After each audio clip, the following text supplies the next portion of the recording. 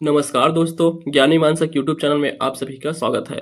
जैसे कि हमने इससे पहले जो है पंचायती राज को कंप्लीट कर लिया था और साथ ही पर्यटन को पढ़ लिया है। तो देखिए अब जो है हम इस वीडियो में कंप्लीट जो है नगरीय निकाय को पढ़ने वाले हैं। तो स्टार्टिंग से एंड तक के जो है एक ही वीडियो में कंप्लीट करेंगे हम नगरीय निकाय को। हो सकता है बड़ा हो, थोड़ा वीडियो जो है बहुत ज़्यादा बड़ा हो सकता है, परंतु जो है आपके एक ही वीडियो में तो आप जो है शुरू से अंतिम तक इसमें देखिएगा। देखिए नगरीय निकाय जो है ज़्यादा बड़ा टॉपिक भी नहीं है और यह इतना ज़्यादा इंपॉर्टेंट नहीं है जितना पंचायती राज रहता है। तो पंचायती राज जो है एग्जाम के लिए बहुत ज़्यादा इंपॉर्टेंट रहता है। तो यह जो है वो यह भी इंपॉर्टेंट है, परंतु जो है सबसे ज़्यादा इंपॉर्टेंट रहेगा तो पंचायती राज रहेगा। तो ज़्यादातर प्रश्न जो है पंचायती राज से पूछे जाते हैं। देखिए नगरीय निकाय पढ़ने से पहले आपको पंचायती राज पढ़ लेना आवश्यक होता है, क्योंकि जो महत्वपूर्ण प्रावधान जो इसमें पढ़े हुए हैं उसी प्रकार जो है इसमें भी जो है वही प्रावधान जो है देखने को मिलते हैं। कुछ जो चेंजेस रहेंगे उन चेंजेस को मैं आपको बतलाते चलूंगा। तो लगभग जो है समान रहते हैं दोनों। यदि आपने इससे पहले पंचायती राज को नहीं देखा है तो आप जाके देख सकते हैं। वो लगभग 4-5 वीडियो बन के मिलकर बना हुआ है, परंतु वो लगभग आपके 2-2.5 घंटे में कंप्लीट हो जाएगा अगर आप देखेंगे तो। ठीक, तो चलिए हम स्टार्ट करते हैं नगरीय निकाय को। तो सबसे पहले यहाँ दिया गया है नगरीय निकाय संबंधी सामान्य जानकारी, तो इसे देख लीजिए पहले। नगरीय निकाय गठन का अधिकार संबंधित राज्य के राज्यपाल को होता है। यह राज्य सूची का विषय है। जैसे पंचायती राज राज्य सूची का विषय है, वैसे ही नगरीय निकाय भी राज्य सूची का विषय है।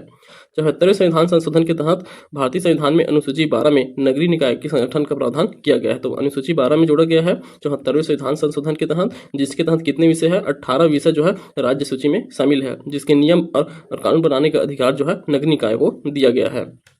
नगरीय निकाय को संवैधानिक दर्जा देने के लिए वी नरसिम्हा राव सरकार ने, तो देखिए किनके सरकार में, नरसिम्हा राव, तो वी नरसिम्हा राव की सरकार में जो है सितंबर 1991 में संविधान संशोधन विधेयक प्रस्तुत किया गया था।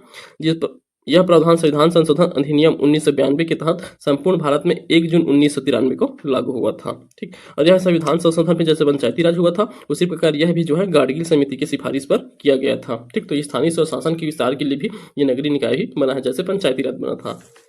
अब देखिए दोनों को में अब जो है तुलनात्मक अध्ययन देखेंगे 73वां संविधान संशोधन और 74वां संविधान संशोधन में। तो देखिए इन दोनों में क्या है, तो 73वें संविधान संशोधन और 74वें संविधान में। तो पहले देखिए संवैधानिक संस्था, तो पहले पंचायती राज 73वें संविधान संशोधन के तहत पंचायती राज जोड़ा गया। 74वें नगरीय निकाय, लोकसभा में पारित की तिथि, राज्यसभा में पारित की तिथि और राष्ट्रपति का हस्ताक्षर, ये जो है दोनों में समान है। जैसे पंचायती राज में हम पहले याद किए थे 22 दिसंबर 23 दिसंबर, लोकसभा में पहले, फिर राज्यसभा में, फिर 20 अप्रैल 1993 को जो है हस्ताक्षर किया गया था राष्ट्रपति द्वारा। तो ये दोनों डेट जो है नगरीय निकाय में भी समान है। अब जारी करने का जो लागू होने का जो डेट है वह बस अलग हो जाएगा। तो जैसे पंचायती राज कब मनाया जाता है, 24 अप्रैल को मनाया जाता है, क्योंकि 24 अप्रैल 1993 को जो है पंचायती राज अधिनियम जो है लागू किया गया था। ठीक, तो वैसे जो है 1 जून 1993 को जो है नगरीय निकाय के लिए जो नगरीय निकाय अधिनियम है 74वां संविधान संशोधन है, इसे जो है लागू किया गया था 1 जून 1993 को। तो याद रखेंगे 1 जून को लागू हुआ है, ये बहुत इंपॉर्टेंट डेट है। उसके बाद देखिए अनुसूची, तो अनुसूची 11वीं अनुसूची में इसे में जोड़ा गया है। कितने विषय शामिल है, 19 विषय। वही इसको 12वीं अनुसूची में शामिल किया गया, इसमें 18 विषय है। और संविधान में देखें तो संविधान के भाग 9 में दिया गया है इसको पंचायती राज को, और नगरीय निकाय को दिया गया है भाग 9 के खंड क जुड़ा है, उसमें दिया गया है क में। ठीक, और वही अनुच्छेद देखें तो अनुच्छेद 273 ए से लेकर ओ तक है, ए से ओ तक के दिया गया है, और इसे जो है पी से जेड जी तक के, पी से जेड जी तक के दिया गया है नगरीय निकाय को। तो याद रखेंगे यहाँ पी से लेकर के जेड जी तक की जो है हम पढ़ेंगे नगरीय निकाय को। ठीक, देखिए यहाँ विशेष तथ्य दिए गए हैं, इन्हें आप याद रखेंगे क्योंकि ये जो है एग्जाम में 1 फैक्ट के रूप में पूछा जाता है। तो भारत में प्रथम नगरीय निकाय का गठन मद्रास में हुआ था 1987-88 में, तो सॉरी 1687-88 में जो है मद्रास पहला नगर निगम बना था भारत में। याद रखेंगे मद्रास है 1687-88 में। नगर पालिका अधिनियम 1903 में पारित किया गया था। छत्तीसगढ़ में 1867 में रायपुर व बिलासपुर नगर पालिका परिषद का गठन हुआ था। 1867 में हुआ था रायपुर और बिलासपुर नगर पालिका का गठन। फिर 100 साल बाद जो है रायपुर को क्या बनाया गया, 1967 में नगर निगम बनाया गया। रायपुर पहला नगर निगम है, हमारे छत्तीसगढ़ का पहला नगर निगम रायपुर है, और वही भारत का पहला नगर निगम कौन सा है, मद्रास। फिर 1981 में बिलासपुर को भी नगर निगम बनाया जाता है, 1981 में। ठीक, तो बिलासपुर नगर निगम बनता है। तो यहाँ तक के हो गया। अब चलिए अब आगे जो है यहाँ संवैधानिक प्रावधान दिए गए हैं, जो महत्वपूर्ण अनुच्छेद है नगरीय निकाय पंचायती राज से संबंधित। तो जैसे हम पंचायती राज का याद किए थे उसी प्रकार जो है इसका भी करेंगे। तो इसमें का जो सबसे ज़्यादा इंपॉर्टेंट रहता है पंचायती राज के जो संवैधानिक प्रावधान है वो अच्छा से याद होना चाहिए, क्योंकि यह जो है बहुत ज़्यादा इंपॉर्टेंट रहता है। वही यह जो है उतना ज़्यादा इंपॉर्टेंट नहीं रहता है, पर इसी से जो है कंपेयर करके तुलनात्मक रूप से अध्ययन कर लेंगे इसका। ठीक, तो पंचायती राज का जो आर्टिकल है ए से लेकर के पूरा ओ तक के जो है मैंने आपको पूरा याद करा दिया था। तो आपने इससे पहले जो संवैधानिक प्रावधान वाला है पंचायती राज का, उसके वीडियो को देखेंगे तो आपको तुरंत याद हो जाएगा। ठीक, तो चलिए यहाँ भी इससे भी जो है हम इनके भी अनुच्छेद को जो है देख लेते हैं, एटलीस्ट देख लिया रहता है, अगर प्रश्न पूछा जाता है तो यहाँ से भी बन जाना चाहिए। तो देखिए जैसे कि जिसे यहाँ एक है जो पहला था आर्टिकल 243 ए, वहाँ ग्राम सभा दिया गया था। तो इसमें जो है अलग से कोई नगरीय सभा ऐसा नहीं रहता है प्रावधान, तो इसमें दिया गया है परिभाषा। आखिर नगर या नगर निगम, नगर पालिका, ये सब क्या होता है, महानगर, इन सब की परिभाषा आपको मिलेगा 243 के पी में, 243 पी में मिलेगा पहला में। ठीक, उसके बाद देखिए पंचायतों का गठन है बी में, तो यहाँ नगर पालिकाओं का गठन दिया रहेगा। ठीक, पी से याद करेंगे एक दो करके, उसी प्रकार इसका भी सीक्वेंस चल रहा है, जहां डिफरेंस आएगा वहां आपको मैं बता रहा हूँ। तो ये सी है, सी पंचायतों की संरचना है तीसरे में, और वहां जो है इसमें आर में है तीसरा नंबर नगर पालिकाओं की संरचना है। अब देखिए यहाँ जो चौथा है, तो यहाँ एक एक्स्ट्रा है, यहाँ वार्डों समितियों का गठन एवं संरचना। तो वार्ड समितियों का गठन एवं संरचना के लिए अलग से है, तो एस से याद रखेंगे, गठन और संरचना किनका, वार्ड समितियों का। वार्ड समितियों का गठन संरचना एस में है, चौथा में दिया गया है। ठीक, और वही हम यहाँ चौथे में आरक्षण दिए थे, तो ये आरक्षण यहाँ पांचवें में अर्थात टी में पहुंच गया है, स्थानों का आरक्षण। तो स्थान से याद रखेंगे, स्थानों का आरक्षण, स्थान में टी आ रहा है, स्थान, तो इसमें याद रखेंगे आप टी में है स्थानों का आरक्षण। फिर से वही सीक्वेंस चलते जाएगा। फिर यहाँ 5 में है पंचायतों का कार्यकाल, और यहाँ 6वें नंबर में है नगर पालिकाओं की अवधि व कार्यकाल। वही एफ में यहाँ क्या है, निर्भरता था, तो यहाँ फ से है, फ लिखे या भी लिखे, इसमें क्या है, सदस्य के लिए निर्भरता है। वही यहाँ जी था, शक्ति और प्राधिकार था, और यहाँ डब्लू है, डब्लू या फिर ब बोल सकते हैं, नगर पालिका आदि की शक्तियां, प्राधिकार और उत्तरदायित्व सेम ही है। एच में देखिए यहाँ क्या था, पंचायतों के कर अधिरोपित करने की शक्ति, तो एच में कर अधिरोपित करने की शक्ति, और यहाँ नगर पालिकाओं के कर अधिरोपित करने की शक्ति है। यहाँ आई में था राज्य निर्वाचन आयुक्त, यहाँ भी वाई में है राज्य वित्त आयोग था आई में, और यहाँ भी वाई में जो है राज्य वित्त आयोग। तो यही है जो यहाँ रहेगा पंचायती राज में, वही वित्त आयोग, यहाँ अलग से इसके लिए नहीं बनता है। ठीक, उसके बाद देखिए जे, तो इसमें जांच एवं संपरीक्षा था, लेखा एवं संपरीक्षा, जिसे हम जांच से याद किए थे, वही यहाँ जेड में है, तो जेड भी ज से आ रहा है। ठीक, तो नगर पालिकाओं का लेखा एवं संपरीक्षा भी जेड में है। और के से देखिए पंचायतों के निर्वाचन एवं निर्वाचन आयोग, तो पंचायतों का निर्वाचन आयोग जो है के में था, और यहाँ जेड ए में है। तो ये बहुत इंपॉर्टेंट है, याद रखेंगे, जेड ए में है नगर पालिकाओं के निर्वाचन और निर्वाचन आयोग। तो दोनों जो है एक ही रहता है, दोनों में अलग अलग नाम दिया गया है, परंतु दोनों जो है एक ही है, राज्य निर्वाचन आयोग द्वारा ही किया जाता है। उसके बाद एल में देखिए यहाँ पंचायती राज संघ राज्य क्षेत्रों में लागू होना है, और वही जिसका भी सेम है जेड बी में, तो जेड बी में जो है लागू होना है। और वही देखिए कुछ क्षेत्रों में लागू ना होना है, तो गतिपति क्षेत्रों में जो है लागू ना होना, ये एम में है, तो यह भी जो है जेड सी में है, तो यह लागू ना होना है। उसके बाद यहाँ 2 फिर गैप है, तो एम के बाद यहाँ 2 गैप रहेगा। तो देखिए जेड डी, इसमें जिला योजना की समिति है, जेड डी, ये दोनों बहुत इंपॉर्टेंट है। जेड डी में है पहले जिला योजना, उसके बाद जेड ई में क्या है, महानगर योजना के लिए समिति। तो जिला योजना के लिए समिति और महानगर योजना के लिए जेड डी और जेड ई में है। ठीक, उसके बाद एन देखिए विद्यमान विधियों और पंचायतों का बना रहना, इसमें भी सेम है, विद्यमान विधि और नगर पालिकाओं का बने रहना। उसके बाद निर्वाचन संबंधी मामलों के न्यायालय का हस्तक्षेप का वर्जन दिया गया है, यहाँ भी मामलों में जो है न्यायालय का हस्तक्षेप का वर्जन दिया गया है। ठीक, तो ये सभी जो है तुलनात्मक रूप से देखें तो लगभग समान है, जो अलग अलग है उन्हें बस देखेंगे फिर याद रहेगा। इसका मुख्य रूप से जो ज़्यादा इंपॉर्टेंट जो पूछा जाता है हर बार, वो क्या है, पंचायती राज संबंधी जो अनुच्छेद है वे जो है ज़्यादा इंपॉर्टेंट हो जाते हैं। चलिए अब इसके बाद हम देखेंगे नगरीय निकाय में प्रशासन। तो नगरीय प्रशासन इसमें जो है एक बार संक्षिप्त में दिया गया है, इसको पूरा कंप्लीट जो नगरीय निकाय में हमें पढ़ना है उसको, उसके बाद सबका डिटेल दिया गया है। तो देखिए इसके तहत जो है नगरीय निकाय प्रशासन, तो छत्तीसगढ़ नगर पालिका अधिनियम 1961, देखिए 61 को याद रखेंगे, कब जो है ये नगर पालिका अधिनियम आया था, तो छत्तीसगढ़ नगर पालिका अधिनियम 1961 2016 से संशोधित करके छत्तीसगढ़ नगर पालिका अधिनियम 2016 कर दिया। इसे 2016 में संशोधित हुआ था, इसलिए इसे नगर पालिका अधिनियम 2016 के नाम से भी जानते हैं। राज्य विधानसभा द्वारा अधिनियम और आत्मनिर्मित किया गया है। देखिए छत्तीसगढ़ नगरीय निकाय की संरचना को देखें सबसे पहले, तो तीन स्तर पर ये भी होंगे, जैसे पंचायती राज 3 स्तर पर था, ग्राम पंचायत, जनपद पंचायत, जिला पंचायत, तो यह भी जो है 3 स्तर पर होते हैं। सबसे नीचे रहता है नगर पंचायत, उसके बाद नगर पालिका परिषद, फिर नगर निगम, तो 3 स्तर पर ये भी है। 3 स्तर पर देखिए इनकी संख्या, तो अभी जो है वर्तमान में छत्तीसगढ़ में कितने हैं इसकी संख्या देख लें। तो यहाँ जो डाटा दिया गया है ये जो है अपडेटेड नहीं है। ठीक, तो अपडेटेड डाटा आप लिखते जाएंगे यहाँ। तो नगर निगम की संख्या तो है 14, ये तो फिक्स 14 ही है अभी भी। अब देखिए यहाँ जो है नगर पालिका परिषद की संख्या वर्तमान में हो गया है 53, और इसका नगर पंचायत की संख्या हो गया है 125। तो टोटल नगरीय निकाय जो है 192 हो गए हैं। ठीक, टोटल 92, 125 नगर पंचायत, 53 नगर पालिका और 14 जो है नगर निगम, तो टोटल 192 नगरीय निकाय हो चुके हैं।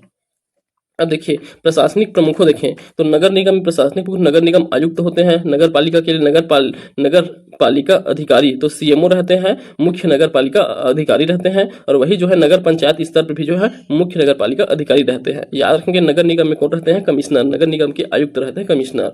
और यही जो है ये प्रशासनिक प्रमुख हो गए। और राजनीतिक प्रमुख देखें तो राजनीतिक प्रमुख में देखिए यहाँ जो है राजनीतिक प्रमुख सबसे प्रमुख होता है महापौर। अब देखिए पहले इनका चुनाव जो है अप्रत्यक्ष रूप से होता था, अध्यक्ष अध्यक्ष का, अब यहाँ जो है अध्यक्ष का चुनाव भी जो है प्रत्यक्ष रूप से इस बार फिर से हो रहा है। ठीक, तो फिर से इस बार जो है प्रत्यक्ष रूप से हो रहा है, याद रखेंगे इसे। तो महापौर प्रत्यक्ष रूप से चुने जाते हैं। नगर निगम के सबसे बड़े राजनीतिक प्रमुख होते हैं। अध्यक्ष जो है नगर पालिका के लिए अध्यक्ष रहते हैं और वही नगर पंचायत में भी अध्यक्ष रहते हैं। इनके भी चुनाव प्रत्यक्ष रूप से हो रहा है इस बार। अब देखिए उप प्रमुख, तो उप प्रमुख का प्रावधान जो है इसमें बस नहीं है। नगर निगम में कोई उप प्रमुख नहीं रहते हैं, बाकी दोनों स्तर पर जो है उपाध्यक्ष रहते हैं, जो अप्रत्यक्ष रूप से जो है पार्षदों में से किसी एक को चुना जाता है, जो है उपाध्यक्ष रहते हैं दोनों स्तर में। और सभी स्तर में जो है क्या रहते हैं? पार्षद जो क्या प्रत्यक्ष चुनाव से जीतते हैं पार्षद, तो सभी वार्ड में बटे रहते हैं, सभी स्तर में वार्ड में बटे रहते हैं। हर वार्ड के लिए जो है पार्षद जो है चुने जाते हैं। तो पार्षद का चुनाव जो है प्रत्यक्ष रूप से होता है। ठीक, तो ये हो गया सामान्य परिचय। अब उसके बाद देखिए यहाँ जो है इनके प्रशासनिक प्रमुख और राजनीतिक प्रमुखों का एक पिरामिड के रूप में दे दिया गया है। तो वही जो ऊपर में पढ़े हैं वही है और कुछ नया नहीं है। तो प्रशासनिक प्रमुख हम देखे हैं, ये राजनीतिक प्रमुख है। तो देखिए नगर निगम ये 14 तो है ही, तो ये कहाँ रहता है? 1 लाख से अधिक जनसंख्या में नगर निगम बनता है और 20,000 से 1 लाख तक की जनसंख्या में जो है नगर पालिका बनता है। इनकी संख्या कितना हो गया है? 53 हो गया है। और वही 5,000 से 20,000 की जनसंख्या में नगर पंचायत बनता है, इनकी संख्या 125 हो गया है। तो टोटल नगर निकाय जो है 192 है, आपको याद रखना है। ठीक, अब यहाँ जो चुने जाते हैं तो यहाँ देखिए नगर निगम में महापौर होते हैं और पार्षद होते हैं। महापौर को मेयर भी कहते हैं, दोनों प्रत्यक्ष रूप से चुना जाते हैं। राजनीतिक प्रमुख है। वही प्रशासनिक प्रमुख हम देखे हैं नगर निगम के कमिश्नर होते हैं, जो भारतीय प्रशासनिक सेवा के IAS रैंक के अधिकारी होते हैं। और वही नगर पालिका में देखे हैं नगर पालिका अध्यक्ष होते हैं, जो प्रत्यक्ष रूप से, और पार्षद प्रत्यक्ष रूप से, और पार्षदों में से एक उपाध्यक्ष चुना जाता है। सेम वही नगर पंचायत के लिए भी रहेगा। नगर पंचायत के अध्यक्ष रहते हैं और पार्षद रहते हैं प्रत्यक्ष रूप से, और उपाध्यक्ष जो है अप्रत्यक्ष रूप से। वही मुख्य नगर पालिका अधिकारी जो है इनके प्रशासनिक प्रमुख होते हैं। ठीक, तो यहाँ तक के हो गया। अब चलिए अगला देखेंगे हम पंचायती राज एवं नगरीय निकाय हेतु अधिनियम। तो इन अधिनियमों को जो है हम अब तुलनात्मक अध्ययन करेंगे। तो देखिए ऊपर में जो लिखा है उसे एक बार देख लीजिएगा। इसमें डेट जो दिया गया है, विधियों का अनुकूलन आदेश 2001 के अंतर्गत दिनांक 4 दिसंबर 2001 के अनुसार मध्य प्रदेश पुनर्गठन अधिनियम 2000 के द्वारा प्रदत्त शक्तियों के प्रयोग करके अनुकूलन आदेश के तहत प्रवृत्त किया गया है। तो नगरीय निकाय को कब किया गया है? 4/12/2001। ठीक, 4/12/2001 को। आगे हम देखेंगे, सबका दिया हुआ है डेट को। छत्तीसगढ़ राजपत्र में इसका प्रकाशन जो है 24 अगस्त 2001 को किया गया था। 24 अगस्त 2001 को जो है राजपत्र में नगरीय निकाय से संबंधित जो अधिनियम है उसका जो है प्रकाशन किया गया था। देखिए 74वें संविधान संशोधन 1992 जो 20 अप्रैल 1993 को हुआ था, राष्ट्रपति का हस्ताक्षर हुआ था 20 अप्रैल को, द्वारा प्रदत्त शक्तियों की प्राप्त विधियों के अनुकूलन आदेश 2001 द्वारा जो है इसे लिया गया है। अब देखिए यहाँ जो है 3 अधिनियम को तुलनात्मक अध्ययन देखेंगे।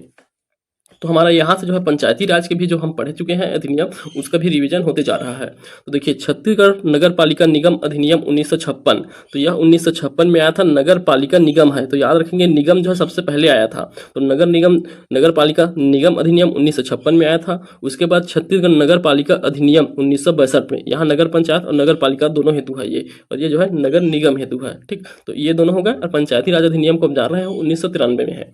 तो इनका ईयर याद रखेंगे, 1956 में नगर निगम आया है और नगर पालिका अधिनियम जो है 1961 में आया हुआ है।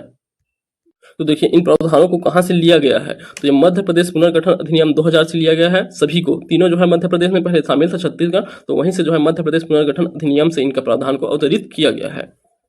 अब देखिए ये पूछा जाता है विधियों का अनुकूलन आदेश बनाया गया, तो विधियों का अनुकूलन आदेश बनाया कब गया, और यह जो है राजपत्र में प्रकाशित कब हुआ, और इसके लागू कब किया गया है अनुकूलन आदेश को, यह पूछा जाता है प्रश्न। ठीक, तो देखिए बना कब विधियों का अनुकूलन आदेश, तो तीनों के लिए याद रखेंगे। तो देखिए ये हमारे 7 जून इसके लिए था। 7 जून हम देखे थे पंचायती राज अधिनियम के लिए 7 जून को जो है विधियों का अनुकूलन आदेश बनाया गया था, जिसे 18 जून 2001 को जो है प्रकाशित किया गया था राजपत्र में।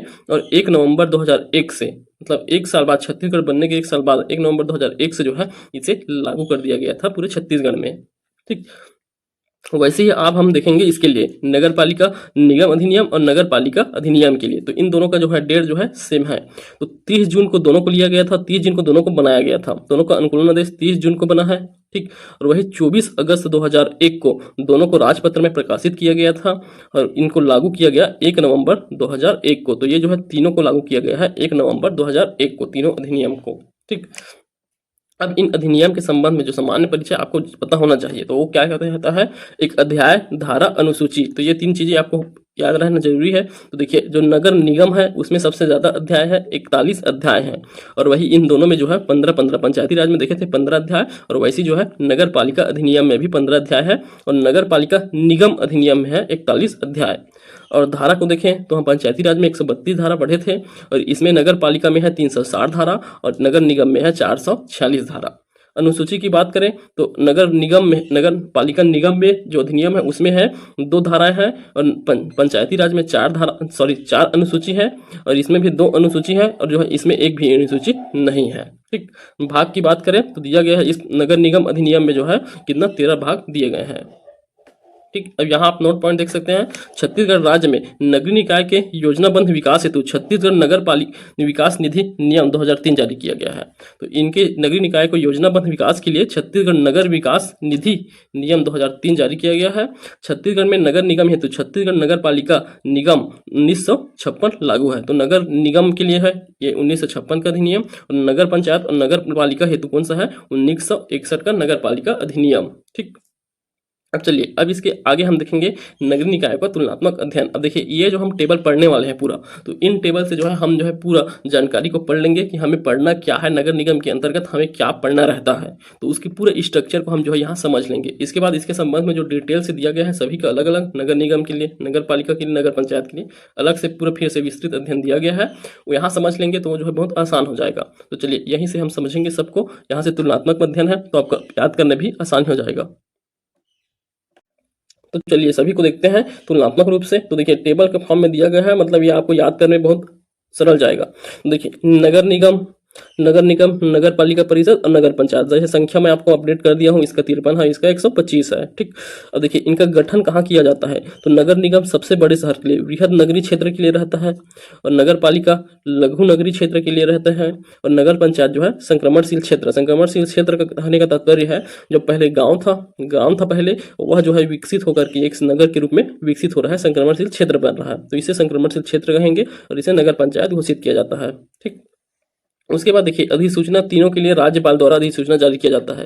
किसी को भी नगर निगम बनाना है, नगर पालिका या नगर पंचायत, इसकी निर्णय राज्यपाल की अधिसूचना द्वारा किया जाता है। ठीक, अब इनकी संरचना देखें तो संरचना क्या क्या होता है, इनकी संरचना के अंतर्गत कौन कौन सदस्य होते हैं इनके। तो देखिए, नगर निगम में कौन होंगे, महापौर होते हैं और पार्षद होते हैं। ठीक, और न्यूनतम 8 और सदस्य मनोनीत किए जाते हैं, जो अधिकतम या फिर अधिकतम जो है जितना टोटल सदस्य है उसका 15% हो। ठीक, तो न्यूनतम 8 सदस्य मनोनीत किए जाते हैं, जो विषय विशेषज्ञ रहते हैं, जानकार, उन्हें नियुक्त किए जाते हैं न्यूनतम 8 या अधिकतम 15% टोटल सदस्य संख्या से। ठीक, और लोकसभा जिनका क्षेत्र जो है पूर्णतः या अंशतः लोकसभा सांसद है उनके क्षेत्र आता है, वे जो है इसके सदस्य रहेंगे। वही विधानसभा क्षेत्र के अंतर्गत आने वाले नगर है जिसके जो है पूर्णतः या जो है अंशतः उस क्षेत्र के अंतर्गत आते हैं, उस नगरीय क्षेत्र के अंतर्गत, वे विधायक भी जो है इनके सदस्य रहते हैं। वही राज्यसभा सदस्य, तो राज्यसभा सदस्य जिनका नाम जो है इस क्षेत्र की नामावली में दर्ज होता है, मतदाता सूची की नामावली में दर्ज हो जिस राज्यसभा सदस्य का, वे भी जो है यहाँ के सदस्य रहते हैं। तो जैसे पंचायती राज में था उसी प्रकार है यहाँ भी प्रावधान। ठीक, तो ये हो गया नगर निगम के लिए।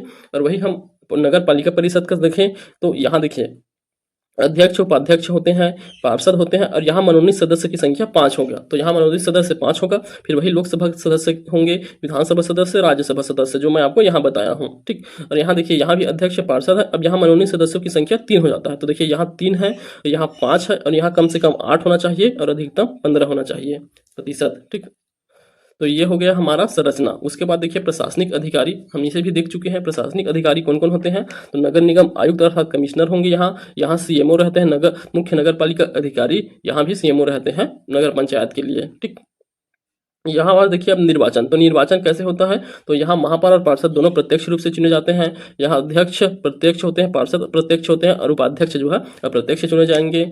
यहाँ अध्यक्ष पार्षद भी प्रत्यक्ष होंगे और उपाध्यक्ष जो है अप्रत्यक्ष रहेंगे। ठीक, उसके बाद आयु सीमा, तो आयु सीमा देखिए, तो महापौर बनने के लिए जो है, मेयर बनने के लिए 25 वर्ष आयु रहता है सीमा, न्यूनतम 25 वर्ष। और वही पार्षद हेतु जो है न्यूनतम 21 वर्ष रहता है। देखिए, अध्यक्ष बनने के लिए जो है 25 वर्ष है उम्र, जो आयु होना चाहिए सीमा, वो 25 वर्ष है, और जो सदस्य बनने के लिए, पार्षद बनने के लिए जो है 21 वर्ष है। ठीक, तो यही आपका चेंज है, यहाँ 25 वर्ष रहता है। ठीक, 25 वर्ष है। जैसे पंचायती राज में देखे थे तो वहाँ जो अध्यक्ष बनते थे उनकी भी जो है न्यूनतम जो है 21 वर्ष कर दिया गया है। ठीक, तो ये जो है इतना रखना है आपको याद, 25 वर्ष और 21 वर्ष। उसके बाद वार्डों की संख्या, तो ये बहुत इंपॉर्टेंट हो जाते हैं वार्डों की संख्या। तो वार्डों की संख्या आप देखिए, तो 2 स्तर है, नगर पंचायत और नगर पालिका, इन दोनों के लिए जो है सेम रहेगा। नगर पंचायत और नगर पालिका के लिए 15 से 40 सदस्य, कम से कम 15 होना चाहिए और अधिक से अधिक जो है 40, तो इतना हो सकते हैं वार्डों की संख्या। तो इतने वार्ड मेंबर हो सकते हैं, ठीक, 15 से 40 तक के नगर पालिका नगर परिषद में, ठीक। और वही नगर निगम में देखें, तो नगर निगम में जो है यह जो है 40 से 70 होते हैं, मिनिमम 40 और अधिकतम 70। परंतु ऐसे शहर जिनकी जनसंख्या 10 लाख से अधिक है, तो ऐसे नगर निगम जिनकी जनसंख्या 10 लाख से अधिक है, वहां वार्डों की संख्या जो है 85 तक हो सकते हैं। तो 85 भी हो सकते हैं अधिकतम वार्डों की संख्या, जहां 10 लाख से अधिक जनसंख्या निवास करते हैं, ठीक। उसके बाद देखिए जमानत राशि, तो जमानत राशि जो है जब हम नामांकन फॉर्म डालते हैं चुनाव के लिए, तो उस समय जो है जमा करना रहता है रिटर्निंग ऑफिसर के पास, उसे जो है हम क्या कहते हैं, जमानत राशि। तो देखिए जमानत राशि कितना होता है, तो यहाँ पार्षद के लिए कितना होगा, 5, यहाँ जो है नगरीय निकाय स्तर पर जो है नगर निगम में पार्षद के 5,000, उसके नगर निगम का 5,000, तो यह पार्षद महापौर दोनों के लिए एक ही रहता है, ठीक। तो पहले जो है प्रत्यक्ष नहीं चुने जाते थे, तो जो है सेम वही जो रहता था अमाउंट वही फिर से रखा गया है। तो देखिए 5,000 है नगर निगम स्तर पर, नगर पालिका परिषद स्तर पर 3,000, फिर यहाँ जो है 1,000 है नगर पंचायत में, तो ठीक 1,000, 3,000 और 5,000। शपथ, तो शपथ कौन दिलाएंगे, राज्य निर्वाचन आयोग द्वारा जो है नियुक्त किसी अधिकारी द्वारा शपथ दिलाया जाता है, तीनों के लिए है, राज्य निर्वाचन आयोग द्वारा नियुक्त अधिकारी द्वारा ही शपथ दिलाए जाते हैं, ठीक। तो प्रथम बैठक होता है वहां दिलाया जाता है शपथ। और त्याग पत्र देखिए, तो त्याग पत्र किन्हें किन्हें दिया जाता है, किनके द्वारा, तो ये महापौर का बस आपको यहाँ याद रखना है। तो महापौर जो है अपना त्याग पत्र किन्हें देंगे, कमिश्नर या नगर निगम आयुक्त, जो प्रशासनिक अधिकारी होते हैं उन्हें जो है दिया जाता है अपना त्याग पत्र अध्यक्ष द्वारा, और बाकी जो सदस्य हैं वे जो है जो अध्यक्ष हैं उन्हें देते हैं, ठीक। तो यहाँ पार्षद है, तो पार्षद महापौर को देंगे, महापौर यहाँ के अध्यक्ष होते हैं तो इन्हें देंगे, और महापौर जो है किन्हें, जो प्रशासनिक प्रमुख होते हैं, कमिश्नर अर्थात नगर निगम आयुक्त है उन्हें देंगे। वही यहाँ देखिए अध्यक्ष जो है यहाँ के सीएमओ को देते हैं, जो नगर पालिका मुख्य नगर पालिका अधिकारी है उन्हें देते हैं। वही उपाध्यक्ष और पार्षद ये सभी जो है अध्यक्ष को देते हैं। सेम कंडीशन यहाँ भी है, सीएमओ को देंगे और ये जो है अध्यक्ष को देंगे, ठीक। चलिए आगे भी दिया गया है पद मुक्ति, तो इनके पद मुक्ति संबंध में क्या क्या प्रावधान है देखिए। तो पद मुक्ति अगर करना है, नगर निगम स्तर पे कौन होते हैं, महापौर और पार्षद, इनको अगर उनसे पद से हटाना हो तो क्या किया जा सकता है।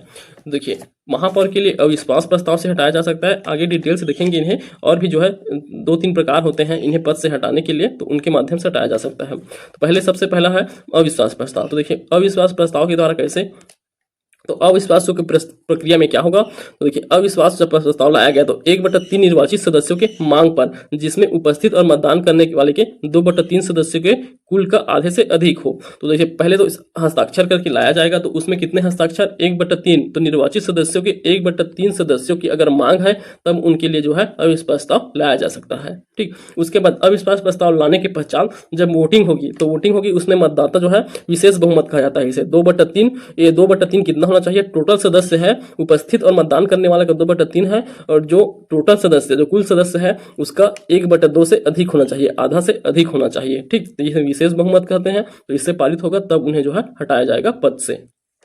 वही जो है पार्षदों के लिए, तो पार्षदों के लिए जो है ये संभाग आयुक्त द्वारा हटा सकते हैं पार्षदों को, जब समस्त पार्षद 2/3 समर्थित संकल्प से दुराचार व अशोभनीय आचरण को पारित कर दें, तो उनके 2/3 सदस्य की बहुमत से पारित हो जाए पार्षदों के खिलाफ, तो उन्हें भी उनके पद से हटाया जा सकता है, ठीक। तो ये जो है सेम रहेंगे, सभी पार्षद के लिए जो है ये सभी सेम रहेंगे। अब आप देखिए अविश्वास प्रस्ताव को यहाँ अध्यक्ष उपाध्यक्ष के लिए जो लाया जाएगा अविश्वास प्रस्ताव, इसमें यहाँ 1/3 सदस्यों से लाया गया है, तो यहाँ 1/6 हो जाएगा और यहाँ भी 1/6 हो जाएगा। तो यही अंतर है इन दोनों में, 1/6 सदस्यों के, बाकी जो है यही है 2/3 सदस्यों द्वारा पारित जो कुल के आधे से अधिक हो, यहाँ भी वही है 2/3 से पारित जो कुल के आधे से अधिक हो, ठीक। तो यहाँ अध्यक्ष उपाध्यक्ष दोनों के खिलाफ लाया जाता है अविश्वास प्रस्ताव, ठीक है। तो यहाँ आप समझ गए होंगे, लगभग नगर पालिका नगर पंचायत का एक ही देखने को मिलेगा, लगभग सेम ही रहेगा, बस नगर निगम का थोड़ा सा अंतर रहेगा, उसी को आपको याद रखना है, ठीक। अब यहाँ समितियों की बात करते हैं, जैसे पंचायत संबंधी स्थायी समिति देखे थे, वैसे ही यहाँ नगर निगम में भी समिति होते हैं 2। देखिए सबसे पहले नगर निगम में कुल 5 समितियां होते हैं, नगर निगम में कितने 5, तो एक होता है मेयर इन काउंसिल, तो यह जो है मेयर इन काउंसिल, और वैसे प्रेसिडेंट इन काउंसिल और प्रेसिडेंट इन काउंसिल यहाँ भी होते हैं। तो ये क्या होता है, ये मंत्रिमंडल के समान रहता है, तो मंत्रिमंडल के समान रहता है, यह खुद महापौर द्वारा या अध्यक्ष द्वारा गठित किए जाते हैं। तो महापौर द्वारा गठित किए जाते हैं, इसमें सदस्य पार्षदों का 20% इसमें सदस्य के रूप में शामिल होते हैं, ठीक। उसके बाद देखिए सलाहकार समिति, तो सलाहकार समिति 7 पार्षद 7 पार्षद होते हैं इसके सदस्य सलाहकार समिति के, और वही वार्ड समिति भी होते हैं, इसमें मोहल्ला समिति होता है और परामर्श समिति होते हैं। तो ये टोटल 5 समिति बन सकते हैं नगर निगम में। और वहीं जो है यहाँ नगर पालिका में जो है, पालिका में कितने 6 समिति बन सकते हैं। सबसे पहले प्रेसिडेंट इन काउंसिल, यह जो है अध्यक्ष का मंत्रिमंडल होता है, इसमें कितने 7 सदस्य होते हैं। ठीक, सलाहकार समिति होता है, इसमें 5 सदस्य होते हैं। और वही 3 वार्ड समिति होंगे, 3 वार्ड, तीसरा में वार्ड समिति और मोहल्ला समिति होता है, परामर्श दात्री समिति होता है, और यहाँ अपीली समिति होता है। तो ये बहुत इंपॉर्टेंट है। ये अपील समिति जो है सिर्फ कहाँ देखने को मिलेगा आपको, जो नगर पालिका स्तर पर है, नगर पालिका स्तर पर ही आपको देखने को मिलता है यह समिति। तो अपील समिति सिर्फ नगर पालिका स्तर पर देखने को मिलेगा। ठीक, अब उसके बाद प्रेसिडेंट इन काउंसिल, तो यह भी मंत्रिमंडल होता है, अध्यक्ष का मंत्रिमंडल के समान है। तो ये 5 पार्षद इसमें रहेंगे। तो यहाँ 5 है, यहाँ 7 है, यहाँ 20% है, इसके आधार पर याद रखेंगे आप। सलाहकार समिति भी रहेंगे, यहाँ 3 पार्षद रहते हैं, यहाँ 5 पार्षद, यहाँ 7 पार्षद सदस्य रहते हैं। फिर वार्ड समिति होता है, इसमें भी मोहल्ला समिति रहेगा, परामर्श दात्री समिति रहेगा, और यहाँ एक संयुक्त समिति गठित किया जा सकता है। इन्हीं 2 समितियों को मिलाकर एक संयुक्त समिति ही गठित किया जा सकता है किसी विशेष मुद्दे में चर्चा करने हो तो। ठीक, तो ये हो गया इनका जो समिति होते हैं वे। अब उसके बाद देखिए पार्षद निर्वाचन, पार्षद के निर्वाचन की व्यय की अधिकतम सीमा क्या होना चाहिए। तो अधिकतम सीमा कितना होना चाहिए आप देख सकते हैं। तो देखिए यहाँ के लिए 2 कंडीशन होता है अधिकतम सीमा के लिए। अगर सिर्फ इस नगर निगम वाले स्तर पे, तो देखिए 3 लाख से अधिक जनसंख्या, तो 3 लाख से अधिक जनसंख्या वाला शहर है, वहाँ अधिकतम 5 लाख रुपए तक के जो है पार्षद व्यय कर सकते हैं। 5 लाख रुपए अधिकतम व्यय की सीमा होता है, 3 लाख से अधिक। और वही 3 लाख से कम जनसंख्या वाला शहर हो तब वहाँ 3 लाख रुपए जो है अधिकतम सीमा है। ठीक, और वही यहाँ देखिए नगर पालिका स्तर में तो 1.5 लाख रुपए तक रहता है अधिकतम सीमा, और वही जो है यहाँ 50,000 रुपए तक रहता है। तो वही है सीमा है इतना, बाकी पता नहीं चले इतना भी खर्च किया जाता है वहाँ। ठीक, अब उसके बाद देखिए नगर परिषद का निगमन। तो नगर परिषद का निगमन जो है इनकॉर्पोरेशन ऑफ म्युनिसिपल काउंसिल। तो इसमें देखिए प्रत्येक नगर पालिका परिषद एक निगमित निकाय होता है। ठीक, प्रत्येक नगर पालिका एक निगमित निकाय होता है। प्रत्येक नगर पालिका परिषद का शाश्वत उत्तराधिकारी होता है। प्रत्येक नगर पालिका परिषद की एक सामान्य मुद्रा होगी। उन्हें जंगम या स्थायी संपत्ति अर्जित करने, धारण करने या अंतरित करने, संविदा करने, इस अधिनियम के प्रयोजनों के लिए आवश्यक अन्य समस्त बातें करने की शक्ति होती है। ठीक, तो ये सभी जो है नगर पालिका परिषद में जो निगमन होता है ये सभी है।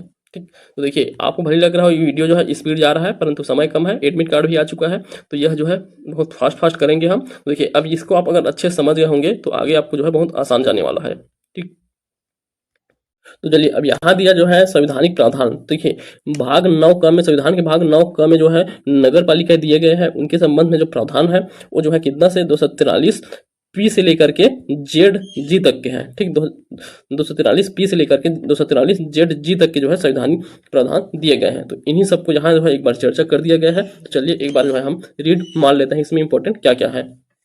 तो देखिए यहाँ परिभाषा दिया गया है सबसे पहले पी में। तो यहाँ महानगर को परिभाषित किया गया है कि 10 लाख से अधिक जनसंख्या वाले ऐसे क्षेत्र अभिप्रेरित हैं जिसमें 1 से अधिक जिले समाविष्ट हो, या 2 से अधिक नगर पालिका या पंचायतों का अन्य संलग्न क्षेत्र मिलकर बना हो। तो देखिए ये जो है महानगर के लिए परिभाषा इसमें दिया गया है। वही नगर पालिका की परिभाषा, नगर पंचायत की परिभाषा, ये सब परिभाषा आपको इसी में प्राप्त हो जाएगा। ठीक, अब उसके बाद देखिए नगर पालिकाओं का गठन। तो नगर पालिकाओं का गठन जो है इस क्यू में दिया गया है। तो नगर पालिकाओं का गठन तो देखिए इसमें उतना अच्छा से दिया नहीं है, परंतु आप एक बार देख लीजिए। तो नगर पंचायत के प्रशासन के लिए नगर पालिका होते हैं, नगर पालिका परिषद और नगर पंचायत, 3 संस्था होते हैं। तो 3 स्तर की हम चर्चा किए थे, वे किस में दिया गया है, नगर पालिकाओं के गठन वाले में क्यू में। तो इसमें उपबंध किया गया है। तो वही कैसे बनता है, संक्रमण चिन्ह क्षेत्रों को जो है या ऐसे क्षेत्र जो ग्रामीण क्षेत्र से नगरीय क्षेत्र में परिवर्तित हुए हैं वे नगर पंचायत हैं। इनका नगर पंचायत गठित किया जाता है, और इसमें कौन कौन से सदस्य रहते हैं आप जान ही रहे हैं, वो संरचना में देखेंगे। ऐसे नगर क्षेत्र जो उसकी किसी भाग में गठित नहीं की जा सकेगी, जिसे राज्यपाल क्षेत्र के आकार और उस क्षेत्र में किसी औद्योगिक स्थापना द्वारा दी जा रही है। अनुच्छेद में देखिए संक्रमणशील क्षेत्र में लघुत्तर नगरीय निकाय क्षेत्र आएंगे या बृहत नगरीय क्षेत्र से ऐसा क्षेत्र अभिप्रेत है जो जिसे राज्यपाल इस भाग के प्रयोजन के लिए उस क्षेत्र की जनसंख्या, उसमें जनसंख्या की संघनता, स्थानीय प्रशासन के लिए उत्पन्न राजस्व से विभिन्न क्रियाकलापों के नियोजन की प्रतिष्ठितता, आर्थिक महत्व तथा अन्य ऐसी बातों को जो ठीक समझे ध्यान में रखते हुए लोक अधिसूचना द्वारा विनिर्देशित करते हैं। तो राज्यपाल जो है इन सभी को जनसंख्या हो गए, उसकी जो घनत्व है उसे जनसंख्या घनत्व को, स्थानीय प्रशासन के लिए जो राजस्व कैसे उत्पन्न होता है, उनके नियोजन क्या है, उनके आर्थिक महत्व से किन क्षेत्रों में है, इन सबको देखकर जो है राज्यपाल द्वारा जो क्षेत्र अधिसूचित किया जाता है वो नगरीय निकाय रहेगा। ठीक, देखिए यहाँ जो है बताया गया है संक्रमणशील क्षेत्र नगर पंचायत के लिए जो संक्रमणशील क्षेत्र है वे 5,000 से 20,000 जनसंख्या, और वही जो है यहाँ 20,000 से 1 लाख नगर पालिका के लिए और नगर निगम के 1 लाख से अधिक जनसंख्या रहेगा। ठीक, अब उसके बाद देखिए आर या फिर द में इसमें नगर पालिकाओं की संरचना बताया गया है। तो इसमें नगर पालिकाओं की संरचना, तो संरचना में तो है, इसमें जो है अच्छे से दिया नहीं है, संरचना में क्या क्या होता है उसे दिया गया है। जैसे नगर निगम में एक महापौर होते हैं, महापौर और जो है पार्षद होते हैं, तो उन सबको यहाँ देना चाहिए था। ठीक, तो नगर निगम में तो वही होगा। देखिए लेकिन यहाँ नगर पालिका ऐसे स्थान नगर पालिका क्षेत्र या प्रादेशिक निर्वाचित क्षेत्र से प्रत्यक्ष निर्वाचन द्वारा चुने हुए व्यक्ति, तो चुने हुए प्रत्यक्ष निर्वाचन से चुने हुए व्यक्ति रहते हैं, और प्रत्येक नगर पालिका क्षेत्र के प्रादेशिक निर्वाचित क्षेत्र में विभाजित किया जाएगा जो वार्डों के नाम से जाने जाते हैं। किसी राज्य के विधानमंडल द्वारा उपबंधित किया जा सकता है यह जो है। ठीक, तो वही जो प्रत्यक्ष निर्वाचित होते हैं वे इसकी संरचना में शामिल रहते हैं। अब देखिए इसमें वार्ड समिति आदि का गठन का प्रावधान किया गया है। तो ऐसे नगर पालिका जिसकी जनसंख्या 3 लाख या उससे अधिक है, प्रादेशिक क्षेत्र के भीतर वार्ड समितियों का गठन किया जाएगा जो एक या एक से अधिक वार्डों से मिलकर बना होता है। तो 3 लाख से अधिक जनसंख्या वाले क्षेत्र में जो है प्रादेशिक क्षेत्र में वार्ड समितियों का गठन किया जाता है। ये एक या एक से अधिक वार्ड से मिलकर बना होता है, ये बहुत इंपॉर्टेंट है। देखिए वार्ड समितियों के अंतर्गत जो है क्या क्या वार्ड समिति बनते हैं हम देखे थे। तो देखिए सलाहकार समिति रहता है, वार्ड समिति, मेयर इन काउंसिल, अपील समिति, मोहल्ला समिति और परामर्श समिति। ठीक, तो ये सभी समितियां रहते हैं। अपील समिति सेवा केवल नगर पालिका परिषद स्तर पर रहते हैं, इसे भी देख चुके हैं। और देखिए 3 लाख से कम जनसंख्या में वार्ड समितियों के गठन की आवश्यकता नहीं पड़ता है। तो 3 लाख से कम जनसंख्या में इसकी आवश्यकता नहीं पड़ता वार्ड समितियों के गठन का।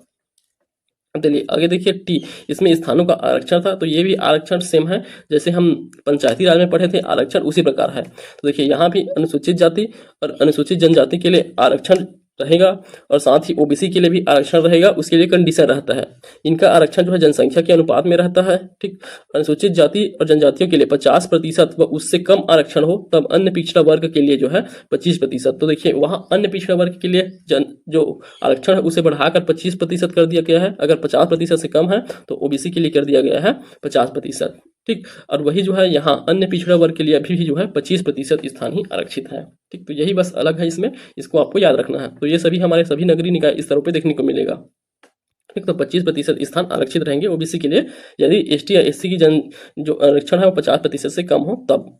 और वही जो है सभी स्तर में जो आरक्षण है, सभी आरक्षण वाले में एससी हो, एसटी है या ओबीसी है, इन सभी स्थानों पे जो है कम से कम 1/3 जो है महिला आरक्षण होना आवश्यक है। तो 1/3 महिला आरक्षण है यहाँ। ठीक, नगर पालिकाओं में अध्यक्षों के पद हेतु अनुसूचित जाति, अनुसूचित जनजाति महिलाओं के लिए ऐसी रीति से आरक्षित होंगे जो विधानमंडल विधि द्वारा उपबंधित करेंगे। तो इन सब क्षेत्र में जो है महिला आरक्षण भी 1/3 देखने को मिलेगा। अब उसके बाद देखिए अवधि, तो इनकी अवधि जो है प्रथम सम्मेलन से लेकर के 5 वर्ष तक के रहता है। तो वही है प्रथम अधिवेशन से लेकर के जो है प्रथम अधिवेशन की तारीख से 5 वर्ष तक के जो है यह रहता है। बीच में भी भंग किया जा सकता है। ठीक, तो जो शेष कार्यकाल बचा रहेगा उसके लिए अगर 6 माह बचा है तो चुनाव नहीं होगा, और 6 माह से अधिक बचा हुआ है तो जो बचे हुए कार्यकाल है शेष कार्यकाल वहां तक के लिए जो है नए जो निर्वाचित होंगे वे रहेंगे। तो 5 वर्ष रहता है जैसे पंचायती राज है उसी प्रकार, और जो अलग अगर एक्स्ट्रा कोई बीच में उपचुनाव होता है तो बचे हुए समय के लिए रहेगा। ठीक, नगर परिषद की अवधि 5 वर्ष की ही होती है। नगर पालिका परिषद की अध्यक्ष और पार्षदों का कार्यकाल परिषद की अवधि पर निर्भर करता है। जब तक की परिषद का अवधि है उसी के अकॉर्डिंग जो है पार्षद अध्यक्ष काम करेंगे। देखिए यहाँ ये पॉइंट है, ये बहुत इंपॉर्टेंट पॉइंट है। यदि 5 वर्ष की अवधि से पूर्व भंग हो जाए तो नई परिषद होगी वह पूर्व परिषद की शेष अवधि के लिए होगा। तो शेष अवधि के लिए होगा, जो नया परिषद बनेगा वह शेष अवधि के लिए रहेगा। ठीक, आगे देखिए निर्हरताएं। तो निर्हरताएं में भी वही सब चीजें हैं जो हम नगर पंचायती राज में देखे हैं। तो देखिए दिवालिया घोषित हो, विकृत चित्र को हो, पार्षद हेतु उसकी आयु 21 वर्ष से कम हो तब भी हटाया जा सकता है, शासकीय सेवक के रूप में पारिश्रमिक मिलता हो तब भी, लाभ का पद धारण करता हो, किसी महिला के विरुद्ध अपराध जैसे दहेज प्रतिषेध अधिनियम इसमें दोषी पाया गया हो तब इन्हें निर्हत किया जा सकता है, कुछ अन्य अपराध में दोषी पाया गया हो जो 2 वर्ष से अधिक अवधि के लिए सजा मिली हो और दंड भुगतान के पश्चात 6 वर्ष की कालावधि नहीं बीती हो तब उन्हें जो है निर्हत किया जा सकता है। उस निकाय का कर या टैक्स न जमा किया हो तब, किसी निकाय में संविदा के हित में रखता हो तब भी, नगर या परिषद के सेवा नियुक्त में हित रखता हो तब, जमाखोरी, मुनाफाखोरी एवं औषधि अपमिश्रण से संबंधित किसी विधि के तहत सिद्ध दोषी ठहराया गया हो तब। तो ये सभी मापदंडों के आधार पर उन्हें निर्हत किया जा सकता है। ये भी है भ्रष्टाचार और सिविल अधिकार संरक्षण अधिनियम में दोषी, किसी विद्युत मंडल या उसकी कंपनी में बकाया 6 माह से अधिक हो तब। ठीक, तो इस प्रकार ऐसे इन प्रावधानों के तहत जो है उन्हें निरर्थ घोषित किया जा सकता है। उसके बाद देखिए W अर्थात ब में, तो यह जो है नगर पालिकाओं की शक्ति दिया गया है, प्राधिकार उत्तरदायित्व। संविधान में इन उपबंधों के अधीन रखते हुए राज्य विधानमंडल द्वारा स्थापित विधि द्वारा जो भी उन्हें शक्ति उत्तरदायित्व दिए गए हैं उन्हें जो है पूरा करेंगे। उसके बाद देखिए उस हर राज्य के लिए अलग अलग रहता है ये शक्ति उत्तरदायित्व है। 43 में अब देखिए एक अब इसमें क्या दिया गया है, कर अधिरोपित करने की शक्ति। तो यही कर शुल्क, पथकर, फीस अधिगृहित, संग्रहित, विनियोजित करने के लिए किसी नगर पालिका की ऐसी प्रक्रिया अनुसार ऐसे निर्बंधों के अधीन रहते हुए प्राधिकृत कर सकेगा। राज्य की संचित निधि से नगर पालिकाओं के लिए ऐसी सहायता अनुदान देने के लिए उपबंध कर सकेगा। और उसके बाद यह हुआ था राज्य वित्त आयोग, तो वाई में है, और वही उसमें किस में था, इसमें वाई में है, और राज्य वित्त आयोग उसमें आई में था, तो आई और वाई में जो है राज्य वित्त आयोग दिया गया है। ठीक, और जेड में क्या दिया गया है, इसमें लेखाओं की संपरीक्षा दिया गया है, तो यह जो है संपरीक्षा किया जाएगा। तो यही है आर्टिकल, बस इंपॉर्टेंट है, बाकी ज़्यादा कुछ है नहीं इसमें। और जेड ए में देखिए निर्वाचन आयोग दिया गया है, जेड डी में जिला आयोजन अधिकारी दिया गया है। ठीक, तो इतना तक ये इंपॉर्टेंट हो गया। उसके बाद जो है यहीं आ गया। देखिए नगर निकाय चुनाव राज्य निर्वाचन आयोग संपादित करती है। वास्तव में यह एक संवैधानिक निकाय होती है, तो ये एक संवैधानिक निकाय है, क्योंकि हम इसमें कहाँ देखे हैं, ये देखिए जेड ए में है, और वही जो है किसमें, पंचायती राज में हम किसमें देखे थे, 243 के में देखे थे, और जेड ए में। तो ये जो है क्या है, संवैधानिक निकाय है जो राज्य सरकार द्वारा नियंत्रित है। इन्हें कर आरोपण करने का अधिकार प्राप्त है, और यह गैर कृषि कार्यों में संलग्न रहते हैं। ठीक, तो ये इन्हें जो है कर आरोपित करने की शक्ति होती है, नगर निकाय को गैर कृषि कार्यों में संलग्न होते हैं। और यहाँ देखिए त्याग पत्र दिया गया है, इसे हम पहले भी देख चुके हैं। तो नगर निगम में पार्षद जो है महापौर को त्याग पत्र देते हैं, महापौर जो है कमिश्नर को देते हैं। नगर पालिका के पार्षद अध्यक्ष, उपाध्यक्ष और पार्षद अध्यक्ष को देंगे, अध्यक्ष जो है सीएमओ को देंगे। नगर पंचायत के पार्षद और अध्यक्ष यहाँ भी अध्यक्ष को, और ये भी जो है सीएमओ को देते हैं। ठीक, तो ये पहले से देखे हुए हैं। अब आगे देखिए, यहाँ से अब जो है तीनों को हम बारी बारी से पढ़ेंगे। तो सबसे पहले नगर पालिका पढ़ेंगे, उसके बाद जो है नगर निगम और नगर पंचायत, सॉरी नगर निगम पहले पढ़ रहे हैं, नगर पालिका परिषद, उसके बाद जो है नगर पंचायत। ठीक, तो ये दोनों तीनों जो है लगभग समान है। तो सबसे पहले हम नगर पालिका को अच्छे से डिटेल से पढ़ेंगे, उसी के आधार पर जो आगे जरूरत रहेगा उतना को बस पढ़ते जाएंगे। तो चलिए सबसे पहले नगर पालिका निगम को देखते हैं। तो देखिए म्युनिसिपल कॉर्पोरेशन, इसमें इनकी संरचना तो जो सब देखे हुए हैं, पढ़े हुए हैं, वही सब चीज़ें हैं, कुछ ज़्यादा नया नहीं देखने को मिलेगा यहाँ। तो देखिए यहाँ संरचना देखें तो नगर निगम का महापौर अध्यक्ष होता है, जो प्रत्यक्ष रूप से जनता द्वारा चुना जाता है। नगर पालिका निगम पार्षद सदस्य होते हैं, प्रत्यक्ष निर्वाचित किए जाते हैं।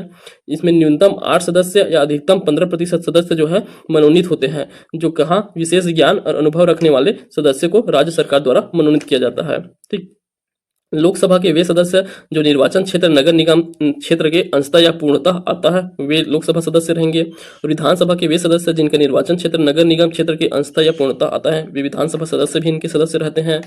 और वे जो है राज्यसभा के वे सदस्य जो नगर निगम के क्षेत्राधीन मतदाता सूची में नाम दर्ज है, वे राज्यसभा सदस्य भी इनके सदस्य रहते हैं। पहले से देख चुके हैं इसकी संरचना में। उसके बाद देखिए आरक्षण, तो इसमें आरक्षण अनुसूचित जाति अनुसूचित जनजाति के लिए जनसंख्या के अनुपात में रहता है। अन्य पिछड़ा वर्गों के लिए 25% स्थान आरक्षित होंगे। ठीक, अगर इनका जो है 50% पूरा नहीं होता है तो 25% आरक्षण जो है अन्य पिछड़ा वर्ग के लिए रहेगा। महिलाओं के लिए 1/3% आरक्षित रहेगा। ठीक, पदाधिकारी कौन कौन होते हैं, तो वही देखिए महापौर और पार्षद। प्रमुख, राजनीतिक प्रमुख में महापौर होंगे, और प्रशासनिक प्रमुख नगर निगम के आयुक्त अर्थात कमिश्नर।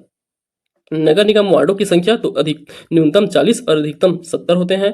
अगर 10 लाख से अधिक जनसंख्या है तो 85 भी हो सकते हैं वार्ड की संख्या। नगर निगम की अवधि 5 वर्ष की रहता है। 5 वर्ष की अवधि जो प्रथम सम्मेलन की तिथि से 5 वर्ष की अवधि तक रहेगा। इसकी गणना नगर निगम की प्रथम सम्मेलन की तिथि से अवधि की गणना की जाती है। देखिए यदि कार्यकाल के दौरान नगर निगम भंग हो जाए तो उपचुनाव के तहत निर्मित नगर निगम शेष कार्यकाल के लिए ही होगा। महापौर और पार्षदों का कार्यकाल निगम की अवधि पर निर्भर करता है। ठीक, नगर निगम की प्रथम बैठक, इसकी अध्यक्षता राज्य निर्वाचन आयोग द्वारा प्राधिकृत अधिकारी करेगा। ठीक, तो ये जो है राज्य निर्वाचन आयोग द्वारा प्राधिकृत अधिकारी किया जाता है। प्रथम बैठक, इसमें नवनिर्वाचित अधिकारी को शपथ दिलाया जाता है, और चुनाव परिणाम घोषित करने के 15 दिवस के भीतर इसे करना अनिवार्य होता है। ठीक, तो 15 दिवस के भीतर करना होता है। सामान्य बैठक प्रत्येक 2 माह में कम से कम एक बार जो है बैठक कराना अनिवार्य रहता है। सामान्य बैठक है 2 माह में कम से कम एक बार। विशेष बैठक बुलाना हो तो इसके लिए जो है क्या कंडीशन होता है विशेष बैठक के लिए, तो यही जो है एक्स्ट्रा दिया गया है, उसे देखेंगे। सामान्य बैठक 2 माह कम से कम, और विशेष बैठक के लिए अगर 1/3 पार्षद लिखित रूप से अगर मांग करते हैं, तो जो है लिखित रूप से 1/3 पार्षद मांग करें तो 1 वर्ष में 3 से अधिक विशेष सम्मेलन नहीं लाया जा सकता। इसे भी याद रखेंगे, 1 वर्ष में 3 से अधिक विशेष सम्मेलन नहीं बुलाया जा सकता। तो 1/3 पार्षदों की लिखित मांग से बुलाया जाएगा। नगर निगम की बैठकों में जनता तथा आयुक्त प्रवेश किया जा सकता है। तो जनता भी इसमें बैठक में भाग ले सकते हैं और जो आयुक्त है कमिश्नर वे भी जो है इसमें भाग ले सकते हैं। ठीक, अब यहाँ देखिए नगर निगम का चुनाव लड़ने के लिए अर्हताएं, तो क्या क्या अर्हताएं होना चाहिए। तो पार्षद पद हेतु न्यूनतम 21 वर्ष और वही महापौर हेतु 25 वर्ष होता है।